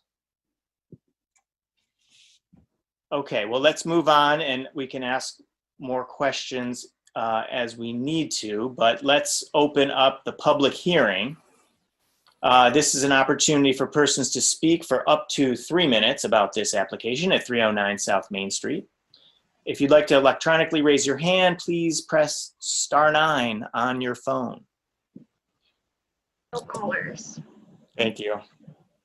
Okay, so I will now close the public hearing portion. Would a commissioner please make a motion? If you'd like, yes. Commissioner Beeson, please. Sure, I move that the commission issue a certificate of appropriateness for the application at 309 South Main Street, a contributing property in the Main Street Historic District, to install a new aluminum and tile storefront as proposed. The work is compatible in exterior design, arrangement, texture, material, and relationship to the rest of the building and the surrounding area, and meets the Ann Arbor Historic District design guidelines for storefronts, windows, and signs, and the Secretary of Interior standards for rehabilitation and guidelines for rehabilitating historic buildings, in particular standards 1, 2, and 9, and the guidelines for storefronts, windows, and building site. Support. That's moved by Commissioner Beeson and seconded by Commissioner White. Is there any discussion on the motion? Commissioner Beeson, please. Yeah, so I guess I'm going to try and look at some of the guidelines on this one, and you know, breaking away for a moment to kind of think about the fact that this is already installed. So we have the Secretary of Interior's guidelines for rehabilitating historic buildings on storefronts and on windows. So under storefronts, you know, it identifies that it's recommended to, you know, a new storefront can match some historic stuff if stuff is missing, et cetera, et cetera. But then it also states a new, or it can be a new design that is compatible with the size, scale, material, and color of the building. All right, so that's one part. That's under storefronts. And then under windows, it's similar. It talks about if you're installing new windows in the historic window frames, do this and this. But now let's say that you have a new design, and it says, or a new design that is compatible with the window openings and the historic character of the building. And under both storefronts and under windows, it says what's not recommended. And it's about introducing a new design that is not, that is incompatible in size, scale, material, and color, or is incompatible with the historic character of the building. So to me, that's what we have to kind of establish here, is whether or not this new design, since it's a brand new design, is not trying to replicate anything that was there or trying to fill in an historic storefront, whether or not this design is compatible with the historic character of the building. So looking at the elevations, you know, I think the big part is that, you know, we always have these downtown storefronts that have the kind of transom, be it a fake transom or just some sort of emulation of transom that runs across it. All the downtown storefronts, and even the ones on their application, recommending or trying to show other examples, be it at the Warburley Parker or the La Taqueria, or I'm butchering some of the names. Some of the examples they put at the end of the application, they all have this kind of transom that occurs. There are similar storefront examples, and this doesn't show that. So I'm kind of hesitant to move on approval since it doesn't match the kind of historic character of those transom windows. Good. My thought. Can I make a comment? Yes, please. In the 1958 photo, it has like a full glass with the corner glass window like we got, and they didn't have any transoms at that time. So I don't know if looking at the previous pre-1950s photo, the storefront used to be a corner glass with no muttons or transoms. Thank you. Ms. Thatcher, I think it might be helpful, at least for me, if we just take one step back and hear from you anything you can share regarding, why are transoms at this certain height what we're seeing on Main Street. And I think if we saw those on this project, we wouldn't be having further discussion. We already would have voted and approved it. So it's really what's holding us up here. So can you give us some background on why that is like the desirability for compatibility on Main Street? Sure. So if we were to look at the design guidelines for historic districts, the Ann Arbor ones, there's a diagram there of a typical pre-1945 storefront. There are also diagrams of other even earlier storefronts. And I might even be able to pull those up if you really want me to. But they all involve certain elements: a transom, a bulkhead or kick plate down below the windows, a sign band above the transom. And obviously it's different on every building. But because this is a very modern storefront, and most of the storefronts on that block are modern, but we want to maintain a sense of what the historic proportions would have been in order to make the modernness of it more compatible with the more historic storefronts that are around there. Again, lots of them have been replaced, but we're still trying to maintain that sense of proportion. And it's very true that the Dietzel Shoe Store 1950s storefront was a very 1950s storefront. It had a bulkhead, but it had a recessed center entry and plate glass all the way up. Actually, not even as high as this one is proposed, but it had tall glass. And the transom had been removed. But that's the 50s storefront, and we don't know what the pre-1945 storefront looked like from the period of significance. That was the time when lots of storefronts were ripped out in the 50s, and buildings were sided over. In fact, I think that this one was, yeah, it was. It's got some sort of metal vertical siding on the photo in the staff report. Yes, the transom historically was necessary to get light into the back of the building. There are a few downtown transoms that are really cool that still have prism glass, like little tiny glass block windows above the storefront, and those refracted light that came in so that you'd get light in the back of the building because, like somebody mentioned, these are long, narrow bowling alley-like stores, and that was the original function of the transom.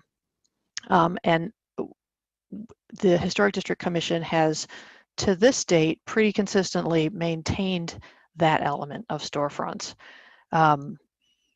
It's if you think that this is a modern storefront that's compatible without that sort of a faux line of a transom, that's perfectly legitimate. But if you think that it needs it to be compatible, especially with the neighboring structures, then you should probably condition the motion that way. Thank you. Do any other commissioners have a comment at this moment or a question? It seems like what I'm hearing is that, well, I don't hear anyone promoting the decal idea as something that is going to achieve the compatibility of a transom in the way that an applied muntin would do. Does anyone want to speak in pro decal for this application? Or okay, so I'm just curious about, we've talked about it, but what I think if we should discuss the applied muntin idea. The architect talked about it. So Chris, can you give us an idea of what you think is possible in terms of putting a horizontal muntin on there that's applied? You said there were certain ramifications, like you wanted it flush, you didn't want it hidden fasteners. Like, can you describe what that might be? The storefront manufacturer who put it in, they could probably take a piece of aluminum brake metal of the same color, and they could probably bend it and place it where it says decal on those stripes. And I just would need to talk to him to see if he can install that over the window, but make sure we don't have like the fastener shown. I just don't want to do something where we have to screw onto the face of the window frame.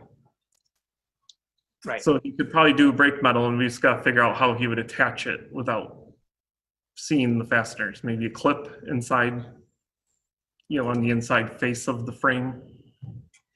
I just don't want to do something where we see just screw something on the front face. I'd rather, I don't want to see the screws. Yeah. And make it look like we put it on top. I want it to look like the windows, it was meant to be there.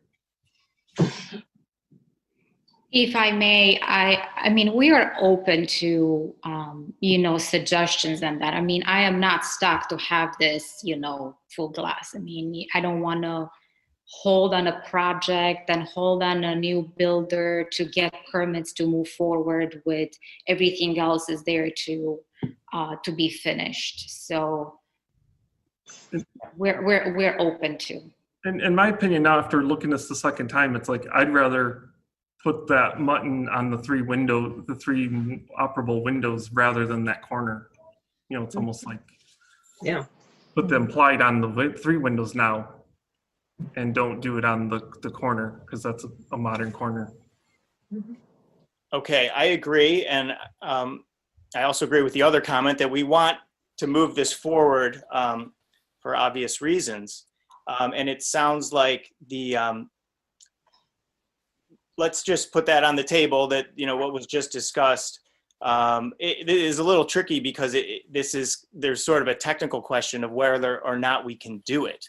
So if we add this to the motion, it would be conditional on the architect getting back to Jill and talking through, I think, with the officers probably, or I don't even know if that's necessary, but does anyone have a comment on, are you liking that idea of adding the applied muntins just to the three operable windows? Is that kind of getting us more to an approval? Okay. Yeah.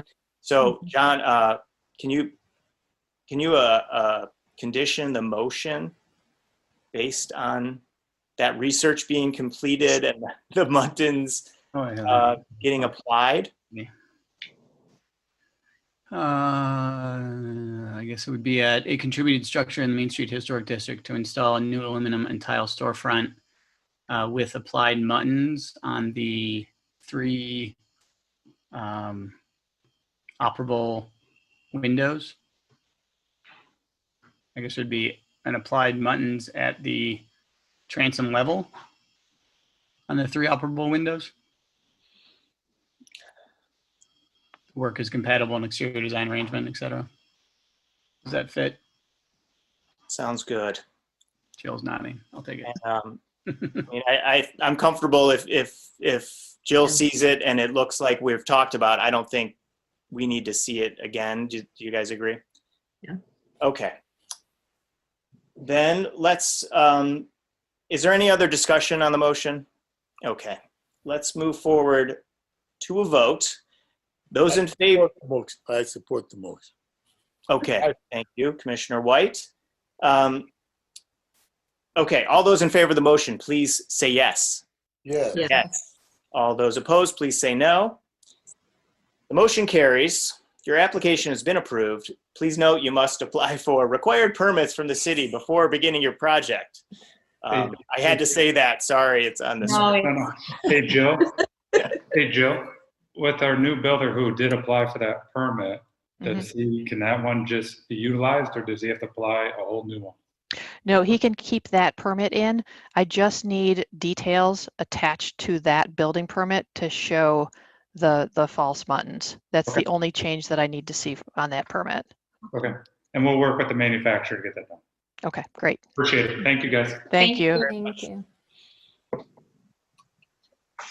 Okay, let's move on then. It's going to be G1 new business. We're going to have a presentation on floodplain regulation in historic districts by Jerry Hancock, the city's stormwater and floodplain coordinator. Jerry, are you there? I'll turn it over to you. Is Jerry here? There he is. Yes, I'm here. Thank you. You set Jerry as a co-host. I'm not able to set him as a co-host. Okay, Julie, share your screen. Bear with us here for a second. Kristen, how do I do that? How do I get back into my meeting? If you are looking at the screen here and there's the 3 dots in the corner of Jerry's screen, is that what you're seeing? It's always the 3 dots. Yeah, and if you have make him co-host. Since I'm Yeah. also a co-host, I can't make others co-host. That's all you. Okay. All right. Jerry, you're in. You're a co-host. Thank you. All right, thank you. You can go ahead, Jerry. All right, let me.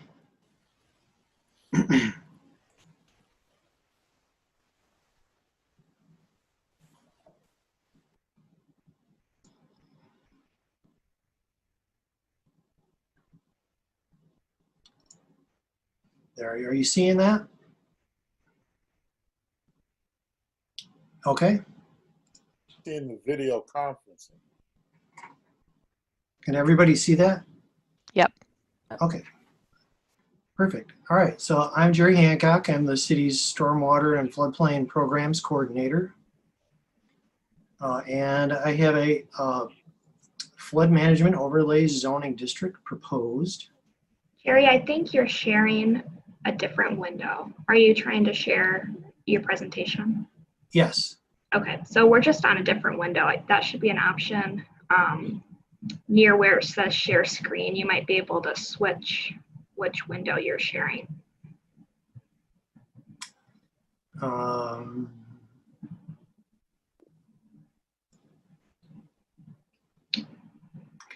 it go away? Yes.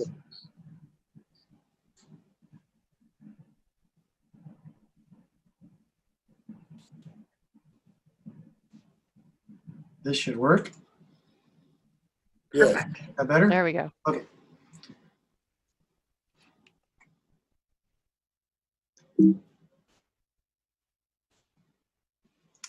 Okay, so flood management overlay zoning district, you should be fairly familiar with it. It's similar to a historic district, but in this case, the ordinance would apply higher building standards within the floodplain with the intent to reduce losses. This ordinance has been around, the idea has been around for a while. It came about originally in the 2007 flood mitigation plan and then has been carried forward in the 2012 and 2017 hazard mitigation plan. And that plan actually identifies the time frame we're in right now to accomplish this. So some reasons that we would want to do an overlay district. So the community that lives in the floodplain is slightly more vulnerable, both economically and socially. Changing weather patterns are causing increased risk or larger storms, more frequent larger storms. And that has bared out in rising economic flood damages, particularly in Michigan. We have data for that. We have done our own study and we know that in the future that there will be more buildings in the floodplain, not less. Flood insurance rates have been a moving target in the last few years and those rates are going up. The city participates in a program called the Community Rating System, and we actually get a 20% discount for the floodplain management activities that we already do. This ordinance could potentially raise that, our rating there, and we could potentially go to a 25% discount. And then also the state of Michigan, the Department of Environment, Great Lakes, and Energy, which I will refer to as EAGLE throughout this presentation. The state prohibits residential uses in the floodway. But they only have jurisdiction in some of the floodplain, so it's inconsistent as far as where that is applied, and I'll go over that. So just a couple terms that I'll use throughout the presentation: floodway and flood fringe. So the whole floodplain is made up of two parts.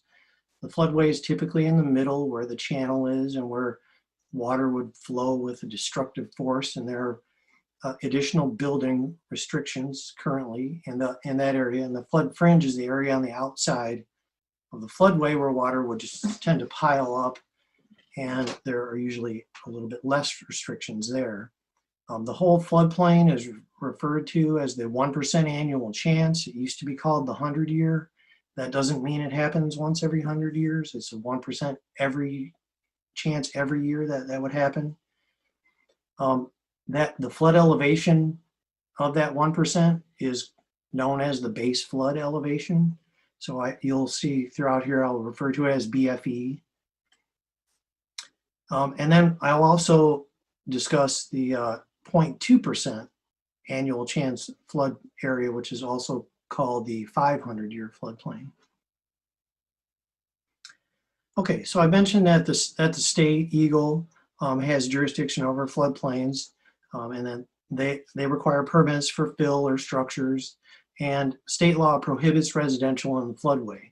However, Eagle only has jurisdiction where the contributing area to the floodplain is greater than 2 square miles.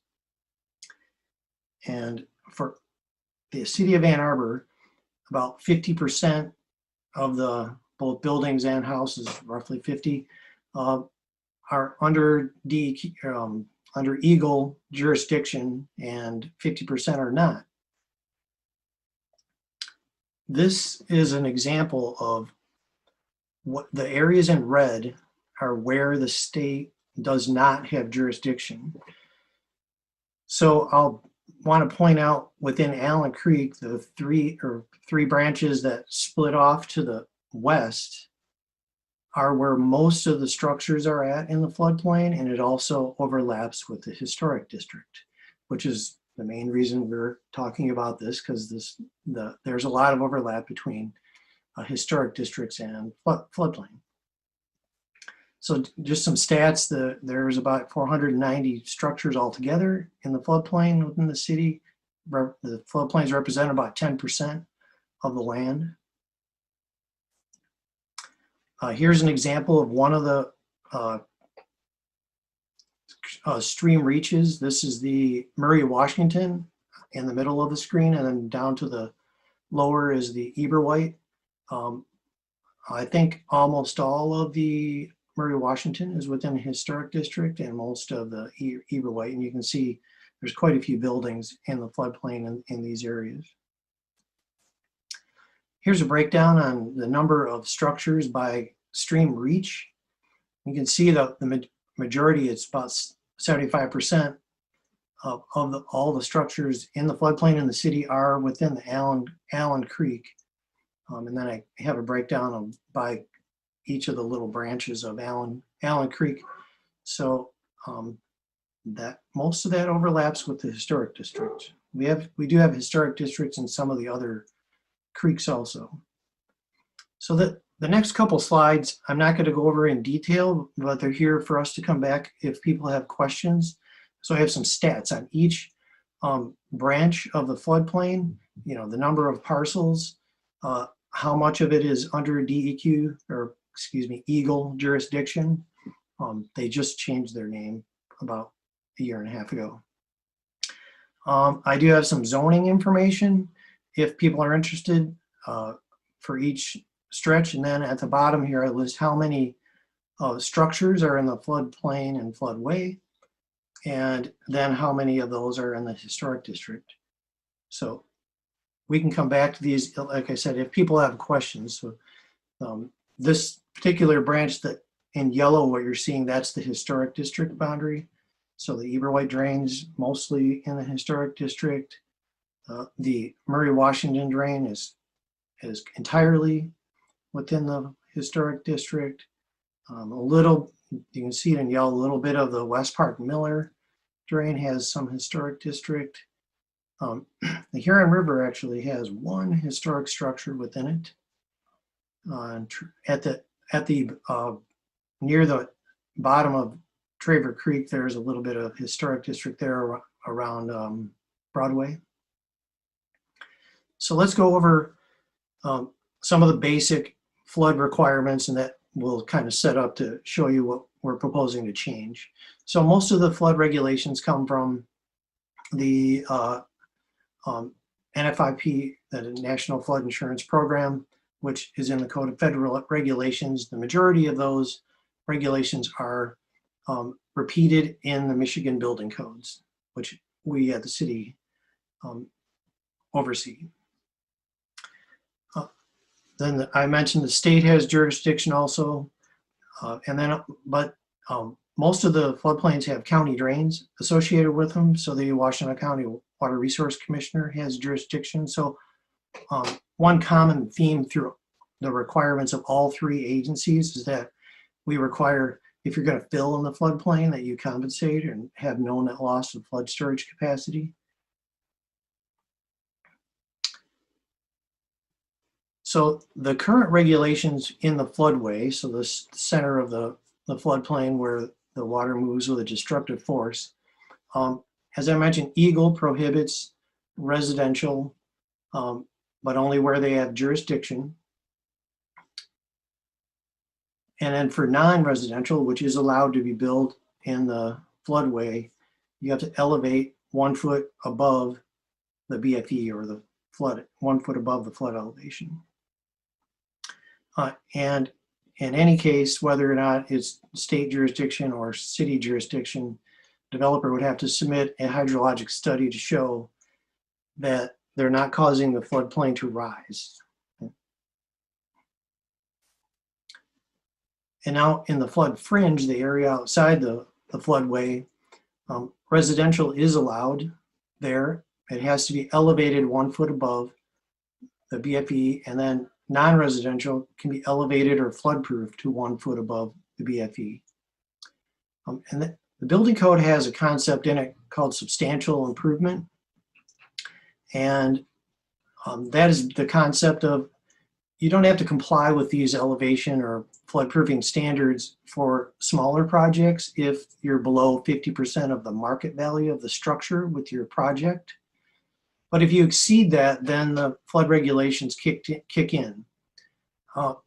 However, there is an important exemption in that definition in the building code, and that is that historic structures are exempt from the substantial improvement requirement, provided that the structures remain historic, that they be a contributing structure still.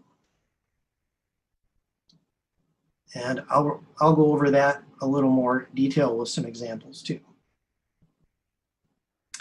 So the draft ordinance, the district itself, the physical district, we took the floodplain and added a 50-foot buffer to it.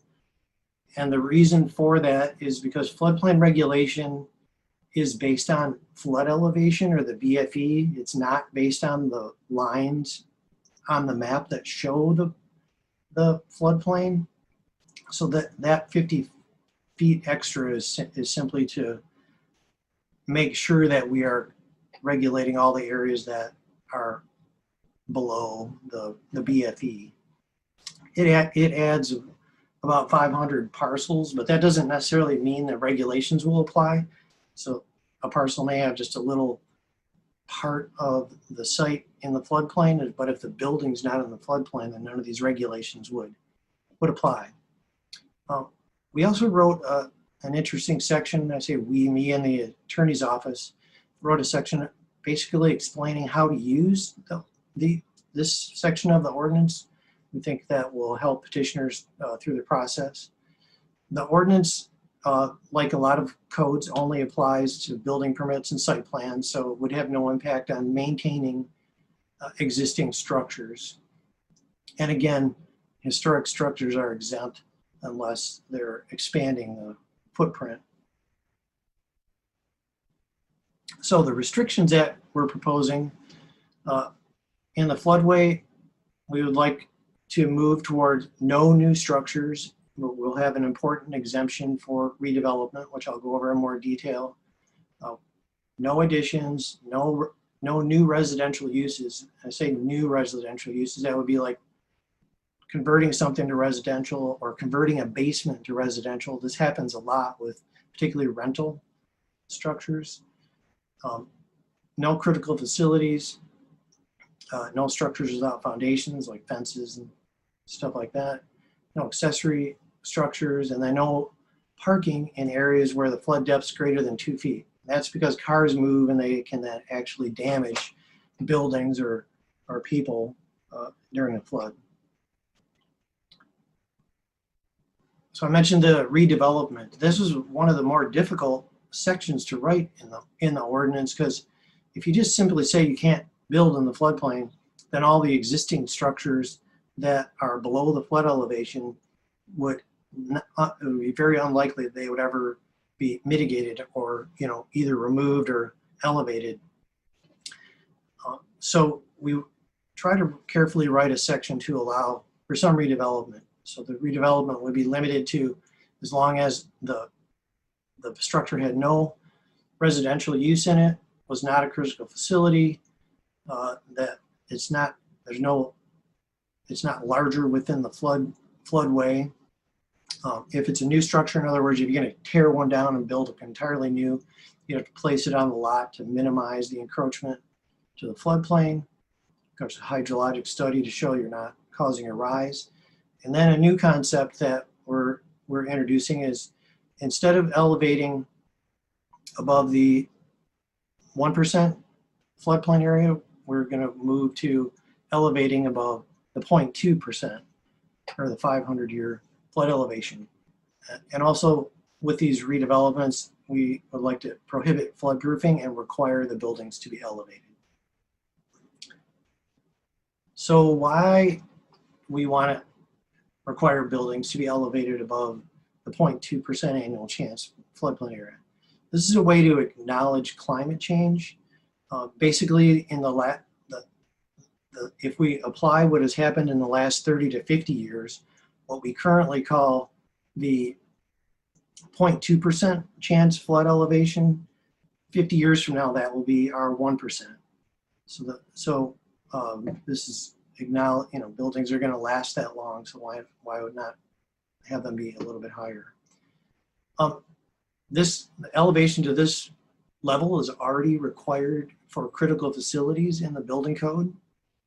So it's kind of applying that same standard to all buildings.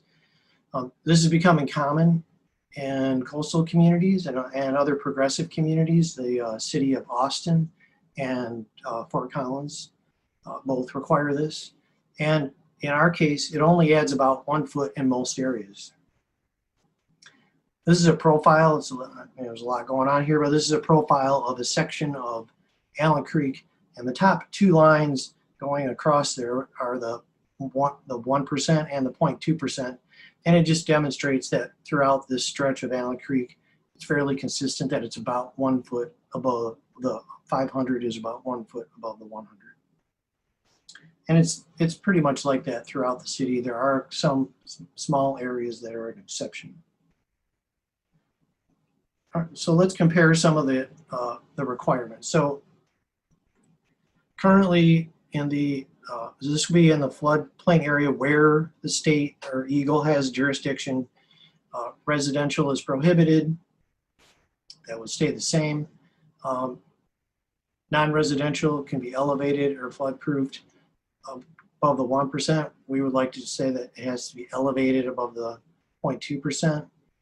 Critical facilities are allowed. We'd like to prohibit those. And there's some other uses we'd like to prohibit too, like house trailers, structures without foundations, accessory structures, and parking where the depth is greater than 2 feet.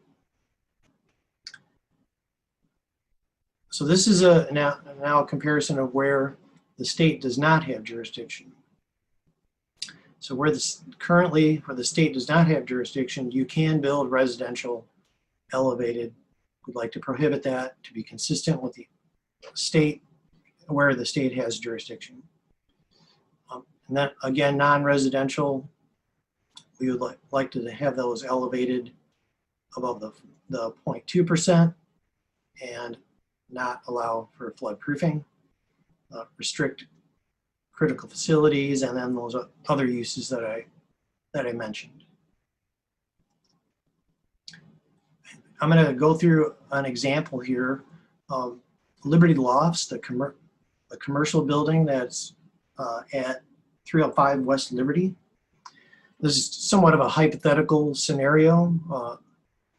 But that structure is currently within the floodway of the Eber-White Drain, an area where the state doesn't have jurisdiction.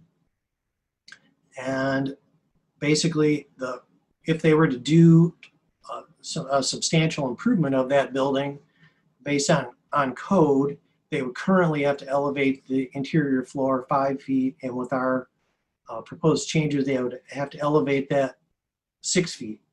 However, it's in the historic district, so all of those requirements don't apply. So actually the code would have no effect whatsoever on this building because it would not, the interior would not have to be elevated. Here's a graphic of that building that I was talking about to show you, if the code applied, if it weren't historic, where they would have to elevate to. So the current code, they'd have to elevate to 813, under the new code 814, but again, it's historic, so they wouldn't have to, as long as they're not expanding, because if they were to expand the building like an addition, the addition would have to be elevated to the level.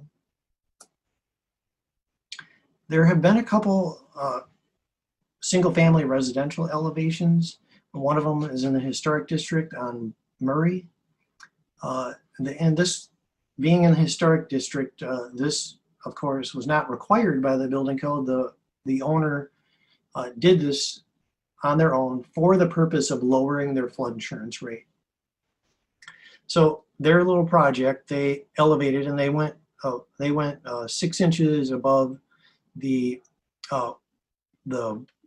BFE, and by the ordinance that we're proposing, they would need to be one foot above the 500. So in this case, it would have added half of a foot.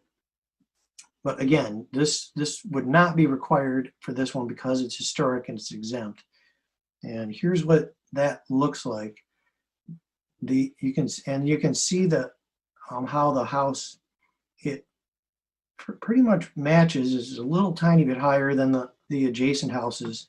But so if you could look at this two ways, it's historic, so they wouldn't have to do this elevation. But if they chose to meet the new code, that building would have to have been 6 inches higher, so it wouldn't make too much difference. Some people are concerned about the cost of elevating structures. This memo here describes the cost, one method of elevating houses with some fill and stem walls, and goes through the cost. And basically the turnaround time, or the return period on the cost of elevating a house 2 feet above where you would have normally built the house, the return period on that is 3 years when you take into account the savings from flood insurance. And then over the course of a 30-year mortgage, you would actually save, in this case, $37,000. And as flood insurance rates change, we may see a lot more people wanting to voluntarily elevate their homes to lower their flood insurance. So this is likely to be an issue for the historic district. Okay, so in the flood, that covers the floodway. And the flood fringe, we have much less restrictions. We're proposing to, again, no critical facilities and no structures without foundations, limit storage of hazardous use, and again, require buildings to be elevated above the 0.2 or 500-year flood instead of the 100-year. here's a similar example of an area in the flood fringe, currently residential, elevated above the 1%. We're proposing to go above the 0.2%. Non-residential can be elevated or floodproof, again, moving to the 0.2% instead of the 1%. Prohibit critical facilities. And critical facilities, I didn't explain that. That's like a fire station, a hospital, post office, things like that.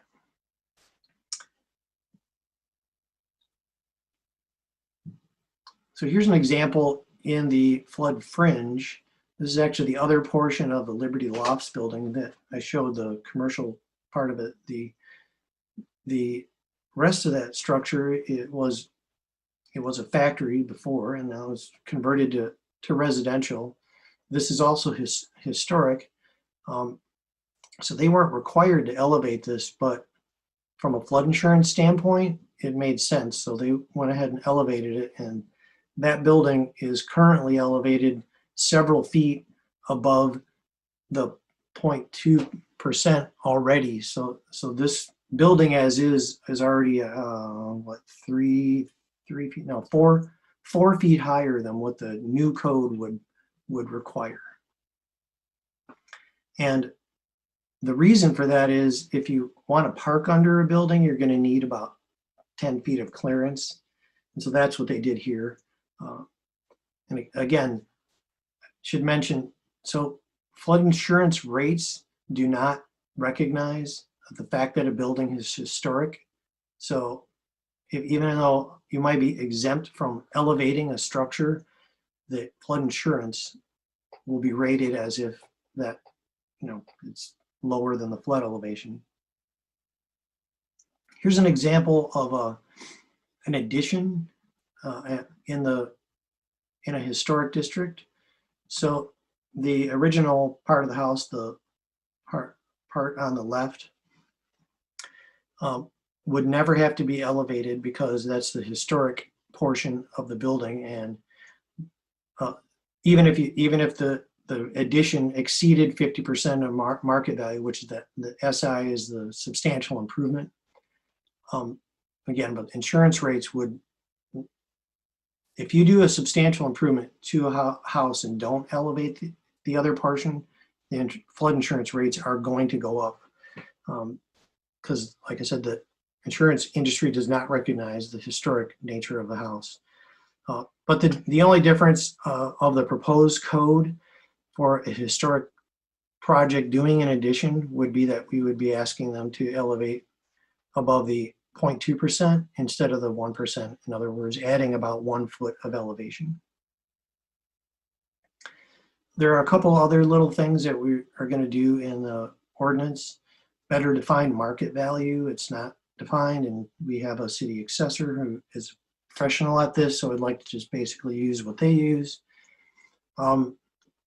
The substantial improvement definition in the building code doesn't have a time frame associated with it, and so occasionally you would have someone propose to split a project up over a couple different projects to avoid that 50% of the market value. We'd like to introduce the concept of a 10-year period in there.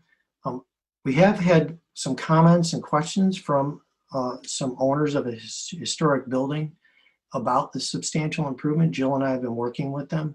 And the intention in the ordinance is not to change the substantial improvement definition in the building code, but simply introduce this time frame.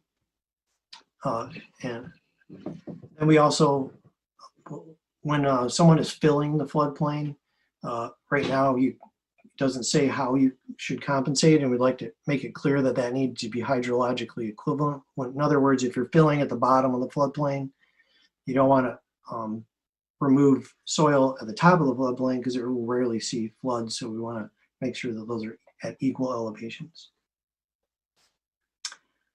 Some benefits of doing it, having this ordinance would improve safety and welfare, reduce loss of life and property. It will save money and resources, particularly for the city in emergency response. We're going to have a clearer permit process because right now there's stuff in building code, city code, county, state. We're kind of pulling all that together so that they all, you could understand the process in one place. And one of the main goals is then to apply the state regulation of no residential in the floodway equally across all of the floodplains within the city. And then we could potentially lower flood insurance rates by improving our score within the community rating system. And this is the last slide. I can just leave it here. We're at the questions, but I could leave it here because this sort of summarizes most of the changes that we're proposing.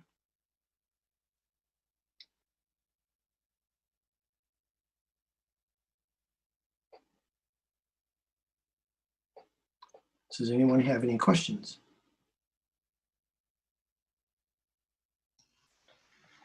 So Jerry, based on your example that you had showed of an addition being put on in an existing building.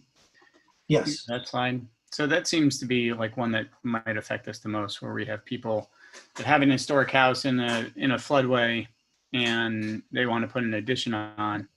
It seems that they would be, the existing structure wouldn't be driven by the historic requirements to raise it, but that based away on the insurance, that they would be beneficial to raise the historic building up. Right. And so it clarifies, so in the ordinance, we're proposing that there be no additions in the floodway.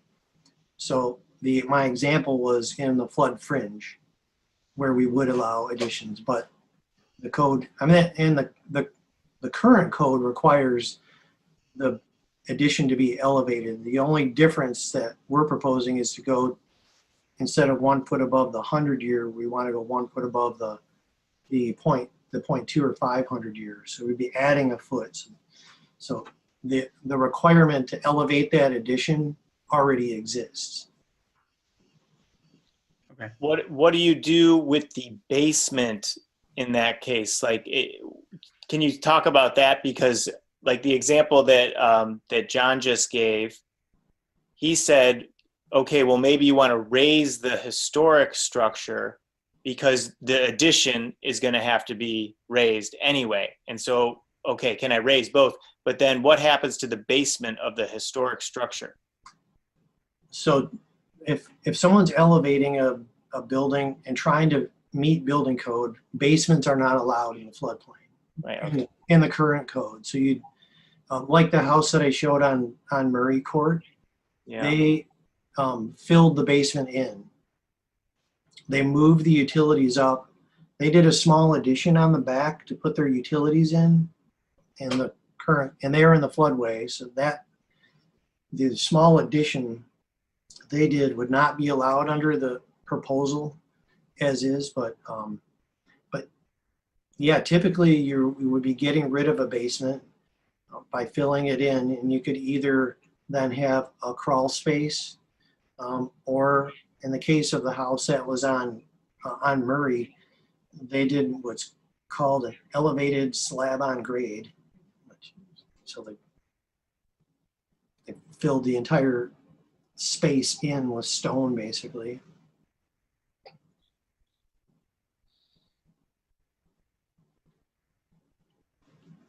Do you happen to know, Jerry, what the single historic structure is that's in the Huron River floodway?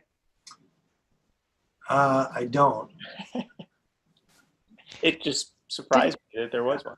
Didn't we decide it was like at the foot of Traver or something like that? That would make sense. Somewhere around Traver and Broadway. Okay. Jerry, you've been shopping this around to public meetings. Have you heard other specific comments from Old West Siders, concerns? Do you think that they've got a handle on what's coming?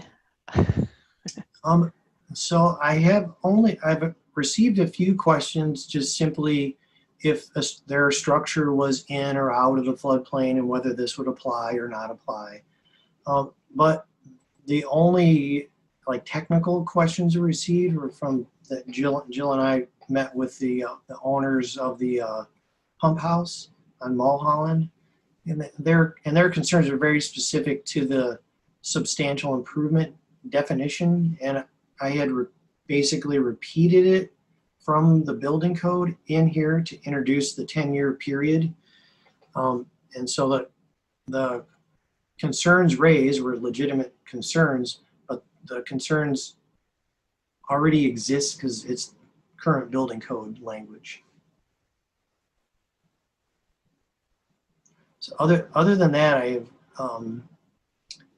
I've heard kind of good support for most of it because it's not a radical change. These are all kind of incremental changes, and so I felt like I've gotten pretty good support most of the way through this. Another question I had was about residential is not allowed. This is an overlay zoning, but it goes over residential, like structures that are zoned residential. So I think I get it, but like it was just confusing language to me where I'm thinking of all these residential homes, and we're talking about residential homes, but then it's residential is not allowed. Right. Is the zoning changing, or it seems contradictory? Like it's no, and we have this already in areas where the state does have a jurisdiction. Okay. A good example is near the mouth of Allen Creek around Depot Street, and then further upstream, like on Ashley, there's a bunch of houses in the floodway, and that whole area is zoned residential. Okay. So again, they were built before the flood maps existed. They're allowed to continue to maintain those, but if somebody proposed a substantial improvement, they would be required to elevate. Okay. And if there is a vacant lot in those areas, which there is a vacant lot actually for sale right now on Ashley that I get a lot of questions about, it's a vacant lot in an area or the lot is zoned, I think it's R2, but it's an area where the state has jurisdiction, so residential is prohibited. So that lot is basically unbuildable. Right. Okay. And there are a very small amount of vacant lots, like in the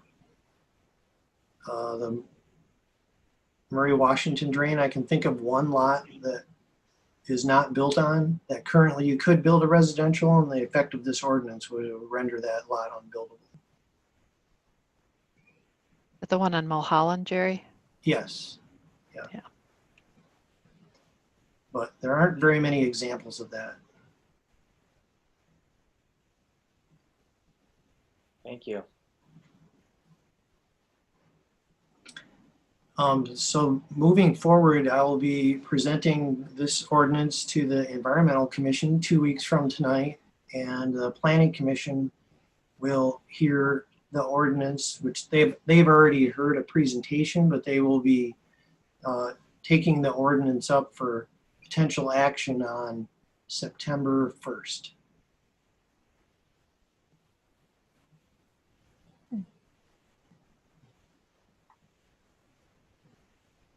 Does any of this alarm any of you, commissioners? I'm just wondering, are we going to be seeing a lot of house lifting? Or Well, I saw one already it's not in a historic district, but it's around my neighborhood. It's just on the south side of Miller, where there was a house that was lifted up, and it looks really awkward. And and at first everyone's like, why would they do that? But you look at it and you're like, that's probably the insurance alone. Yeah, you're probably talking about Maple Ridge. I think so. Yeah, so that is an area that's not historic, and if you look at it, it's really high. In fact, I assisted them in getting a variance because when they came in with their building permits, they weren't weren't going to elevate it high enough to meet the building code, so they had to go higher. However, the ordinance that we're proposing, because that's in the floodway, in an area where they don't have the historic district exemption, that elevation would not be allowed, because long term we want the house to be removed. I think it's sort of interesting. You're kind of setting up a natural experiment here, where you've got this regulation that's going to go into effect, but you have two different ways that you're going to enact it, because you've got these historic homes that will be exempt from certain things, and then you've got the non-historic districts that aren't exempt. And I think it's an opportunity to see, like, okay, we put this regulation in, how did these two different groups of homes fare? Was it worth it, or what, is it, you could really test out how the regulation is going to be effective or not. Yeah, well, in a small way, we already have that. Okay. In the areas where the state has jurisdiction, because they already prohibit residential. Good point.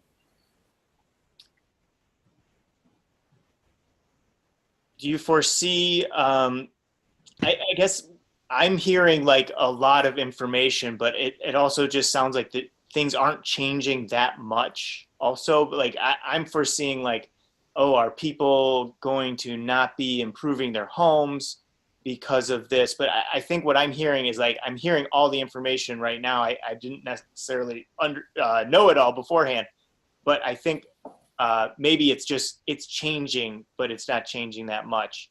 But what about the idea of like, are people not maintaining their homes maybe because they're in this, in the floodway?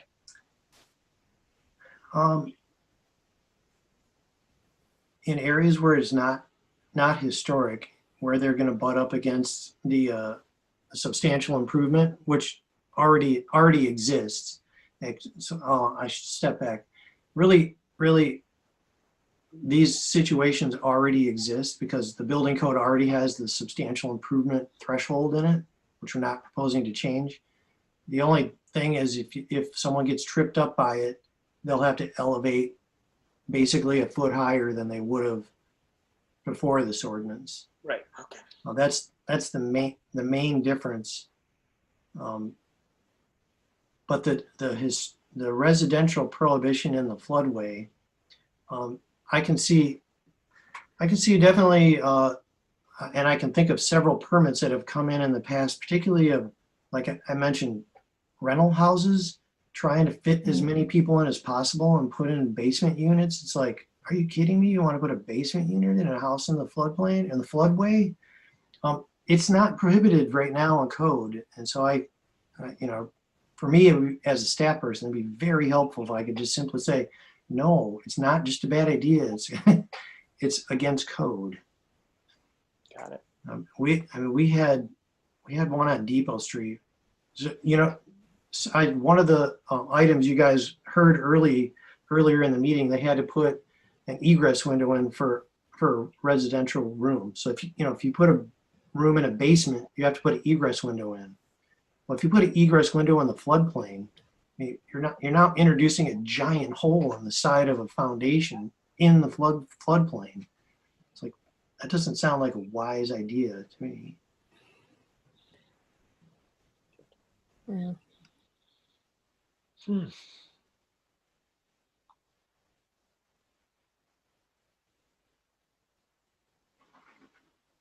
Well, thank you so much, Jerry. Is that it? Yeah. Yep. Very thorough presentation and helpful. So thank you very much for sharing that with us tonight. All right, I appreciate it. And if you have any comments, you can email me, call me, or if you lose my contact information, Jill has it. Great, thank you so much. All right, thanks. Thanks, Jerry. Thank you. Okay, so that was new business. And now we'll move on to the minutes. H. Everyone take a look at your minutes and let me know if there's any deletions, additions, or amendments. I believe those were sent out, or was there one? Just minute? July that was sent? Just July was sent out, I think today. June was sent out earlier. Okay.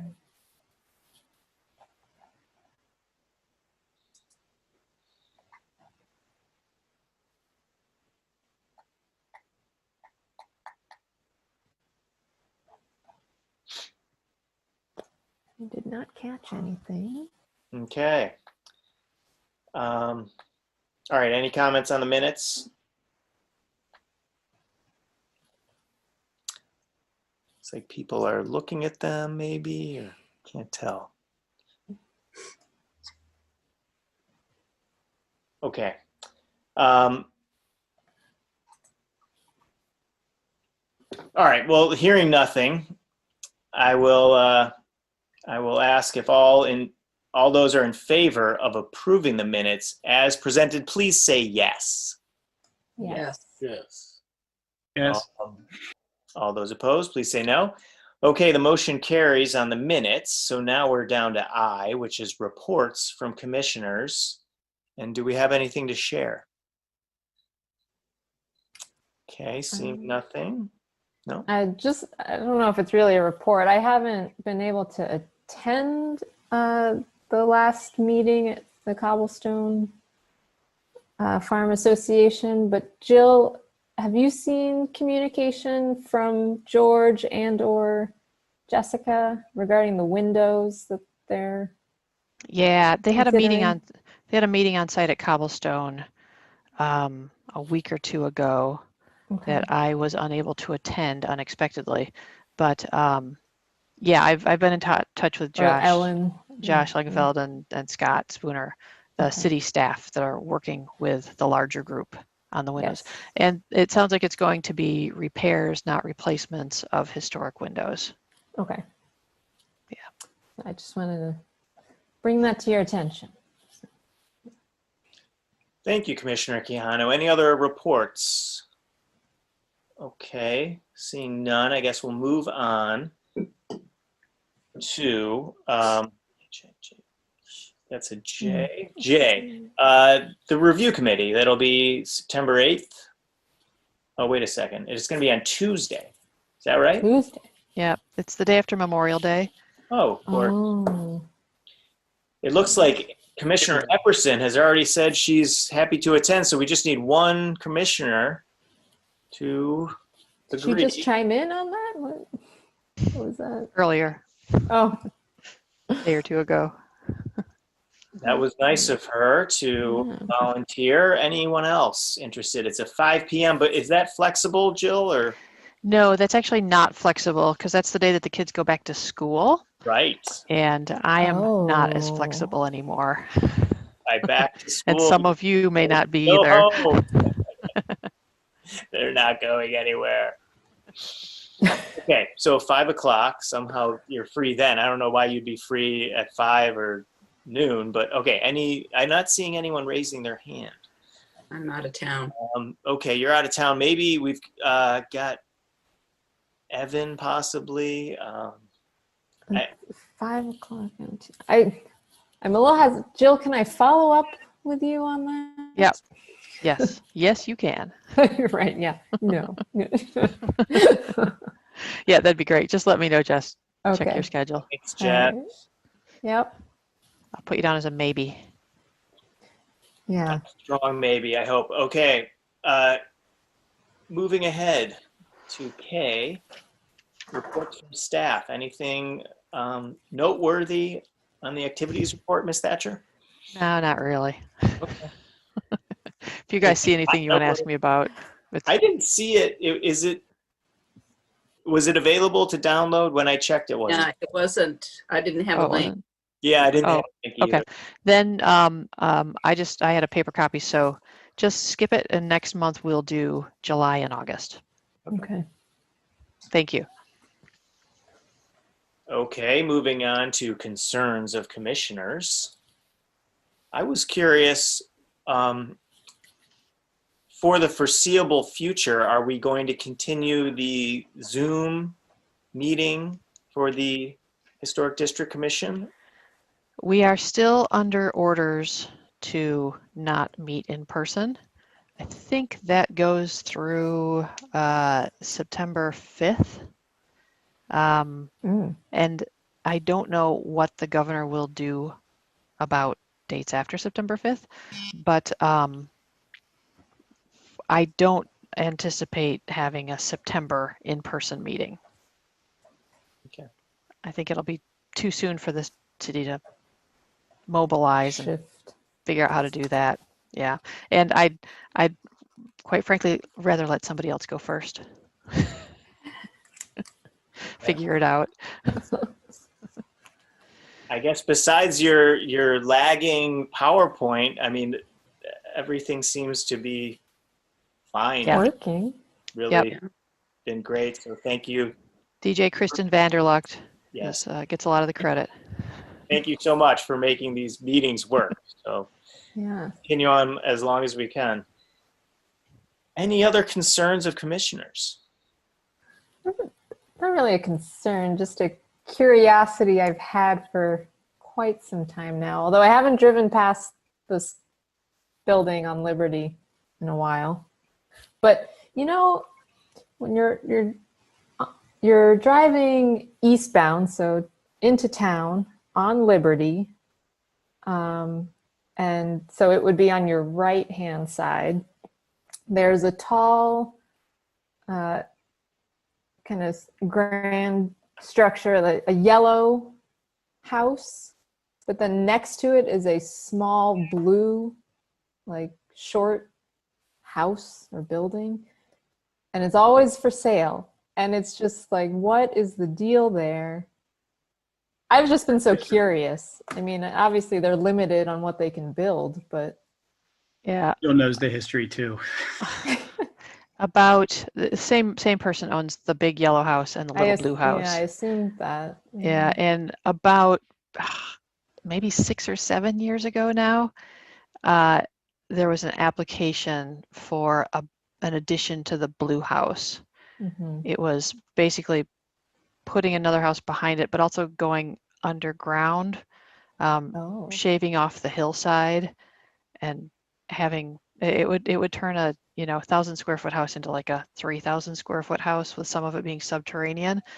And could they even do that? I mean, maybe, but the design that was proposed was not approved. It also had a very large 2-story barn structure. It was just determined that there was too much going on the site. It was too much at once for this little tiny house. Certainly, there's a way to put an addition on that house, but last I heard, the owner was asking a lot of money for it, and I don't think it has plumbing or electricity. I feel like Commissioner Cope maybe was, ex-Commissioner Cope was like working on a demolition by neglect study on that house. Or one of their former commissioners interested in that home? Or yeah, he tried to take it under his wing. Yeah. Yeah. Because if you would there's no like to take window. over that role, feel free. I don't know about that, but we do inspect the structure, we the city, occasionally, to make sure that it's really not deteriorating beyond repair. There is upkeep done on it. It's not just falling apart. It's just a little forlorn. But I don't remember if the windows are still boarded or not. They were at one point, but that was intentional to save the windows and keep people from throwing rocks through them as they walk by and stuff like that. So it hasn't been occupied since the 1970s. Really? Yeah. Wow. Well, there's no plumbing, so pipes aren't bursting. Yeah. Okay, well, glad I asked. Thank you. I want to thank Kristen and Jill for their excellent, outstanding work on putting this together each month. It's not an easy task. And I want to thank the board for their excellent work as well. Thanks, Bob.